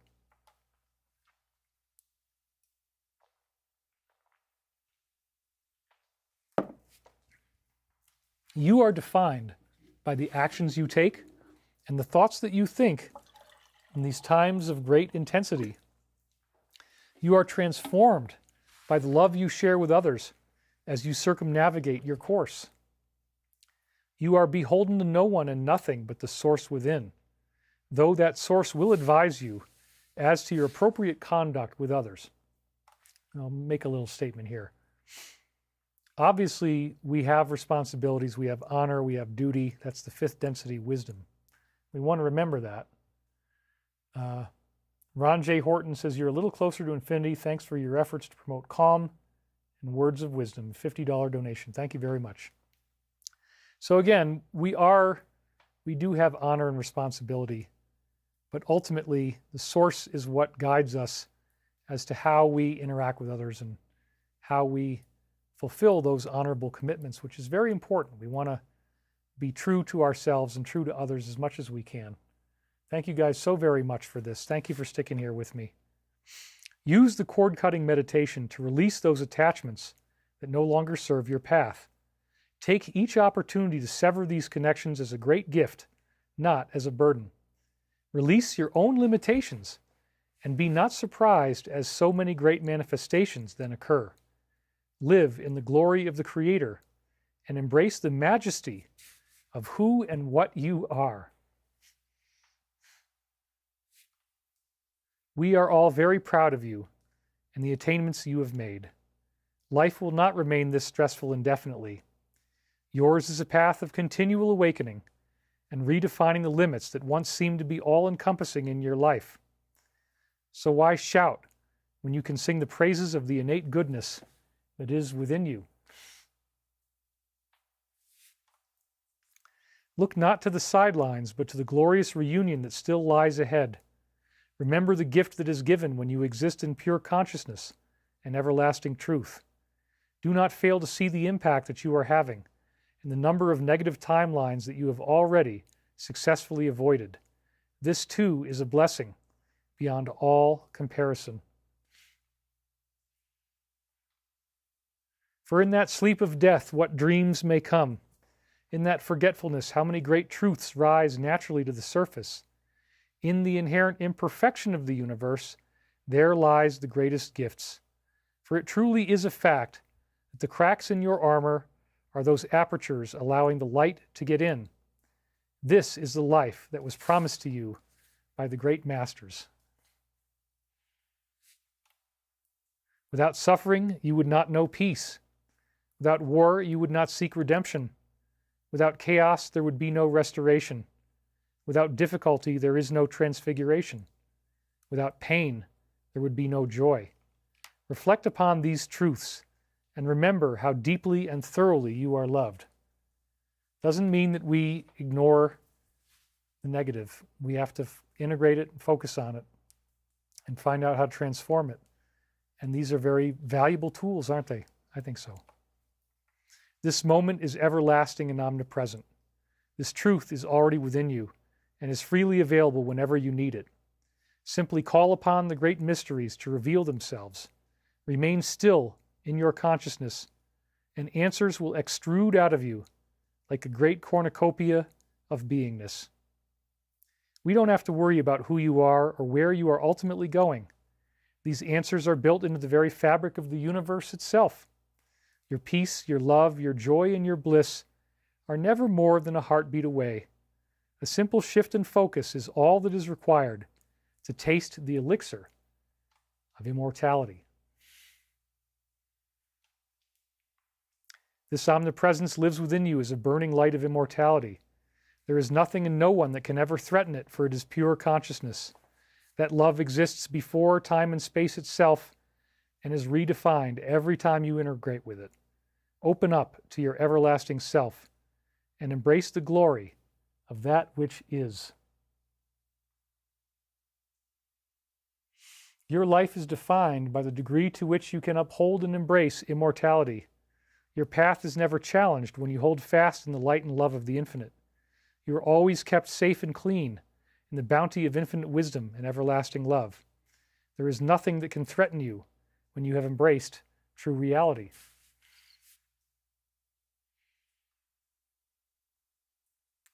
Do not fear the phenomena and challenges of the physical world, for a new heaven and a new earth is upon you now. Remember the gateway that lies within you, and how your own willingness to progress is what allows these truths to become manifest reality. The aroma of divinity is always detectable if you are ready to invoke your own prayerful path. Do not be incensed by the collapsing of outmoded structures that may no longer serve you. Realize the pure potential that is available in this moment and embrace that greater vision. Know that you are truly and profoundly loved, and that this intrinsic reality has always been within you since time immemorial. This is the great truth discovered by all masters. Why wait when this consciousness is available to you right here and now? There is no need to delay your cosmic reunion with the one infinite Creator. In a single moment, an eternity of understanding can be conveyed. In a single breath, you can inhale the infinite prana of the loving universe. For once upon a time, there was a great teacher who gave us all a reason to hope. This gift cannot be undermined nor challenged by any false pretenses. The extent to which you embrace reality is a direct function of your own self-acceptance. And that self, of course, is the very definition of the all there is. Recognize that around every corner lies the infinite truth that you are seeking. The paradox is in the feeling that it is somehow far away or has otherwise eluded you. In this moment, the glory is yours to be had, and the gift is then yours to share with others. This is the way of the conscious universe, and it cannot be threatened nor destroyed. No matter what you hear or see, there is a greater truth that is always within you. No matter what fate you may fear will occur, there is an intrinsic reality in which you are perpetually safe and protected. Even in death, there is no loss of life, only a transformation to a different state of consciousness and beingness. Once you recognize the foundation that you stand upon, you never again need fear any worldly thing. Simply bathe in the glory of the light of the I Am Presence, and you will never again fall short of your own divine expectations. And then in this realization lies the liberation from the pathways of suffering that define so many lives. Open up to universal truth and allow that consciousness to transform your every thought and action. Without even realizing it, you will soon become something much greater than you had imagined. Your open heart and relaxed mind become conduits for a renewed state of being that is everlasting. Now and again, you reach out to others and ask for their forgiveness. You feel compelled. This is truly a noble act of contrition and self-reflection when seen in the eyes of the divine. To reflect upon one's weaknesses and to seek to transform them is to embrace a holistic truth. Accountability is always admired by the one infinite Creator and is greatly rewarded. We applaud you for all that you have done and are doing to improve your overall state of being. We are grateful for the strides and the sacrifices you have made along the way. We are happy to be with you on this path of infinite remembrance and everlasting truth. We expect that you will graduate with flying colors and remember who and what you are. The Father, Mother, God is never more than a single moment away from you. The glory of creation opens itself to you. The love of the infinite redefines you. The safety of the present moment transforms you. The eternity of the now uplifts you. The essence of the cosmos reveals itself to you. Be ye not afraid of the frontiers that lie ahead, for in those moments of great pain come the greatest opportunities for transfiguration. You cannot be threatened by anything in the material world, since your true nature is that of spirit. Within this truth lies understanding, reason, meaning, and purpose. You are not to be left behind, nor abandoned, nor kicked to the side. You shall be uplifted, transformed, and redefined by the very nature of your own divinity. We are so grateful to see you progressing. We want to remind you that you are loved more than you can ever possibly imagine. Never forget how this protection exists and the lengths to which we will go to keep you safe and happy. If you can see things from our perspective, then the universe is truly a glorious gift for all those who are embodied within it. You will step forth as a being of light, never again to be undermined, only transformed in the glory of that which will be. This is your moment to shine, and we embrace you as a true brother or sister upon our own path of infinite intelligent awakening. We are closely monitoring you as you hear these words and appreciate you so very greatly. Know that you are loved and protected, and we will do whatever we can to keep you safe. Your planet is not to be destroyed. It is to be transformed, renewed, uplifted, and overwhelmingly redefined. Thank you for listening to our words of wisdom, and we again remind you of how deeply and truly you are loved. Thank you, and may peace be with you in the light of everlasting love. And so it is. And so it is, my friends. Okay, let's stretch a little bit, wiggle your fingers, wiggle your toes, and we are back. We are back to the room. We're back to this meditation. Isn't it beautiful what we did here today? I thought it was really great. We didn't really lose very many people. We're at 3 minutes and 30 seconds, so we're very close now to the end. We'll go for 333. We'll keep it that way. Let's read some of your comments. Patty Sklodowski, so powerful, soul-touching words. Thank you, David. God bless us one and all. Thank you, David. Beautiful and timely message. Parts of this had personal meaning and were exactly what I needed to hear. Thank you. Amen. Heather Hubner, this is the most heartfelt, beautiful sentiment of love. Gary Hyder, these words are your symphony number 9. Thank you very much. Beautiful, David. Thank you, says Allison Shoefield. Stefka Filipov donated $50. Thank you, David. I really appreciate that. Emily Howard, that was wonderful. Carla Lark, I just made a commitment to stop myself whining today. Byro Rodriguez, so grateful. Thank you. Linda Kiesling says thank you. Serena Bella, God bless the collective. Amen. Thank you, David. We are so happy for this. It was so loving and helpful, says Soul Coach Suzanne. It was awesome. I want a woman to look at me the same way David looked at us during the meditation, says Prince Royal. That's funny. Thank you. This was a great meditation. Thank you. Thank you, David, for the beautiful words. Always a pleasure, says Christopher.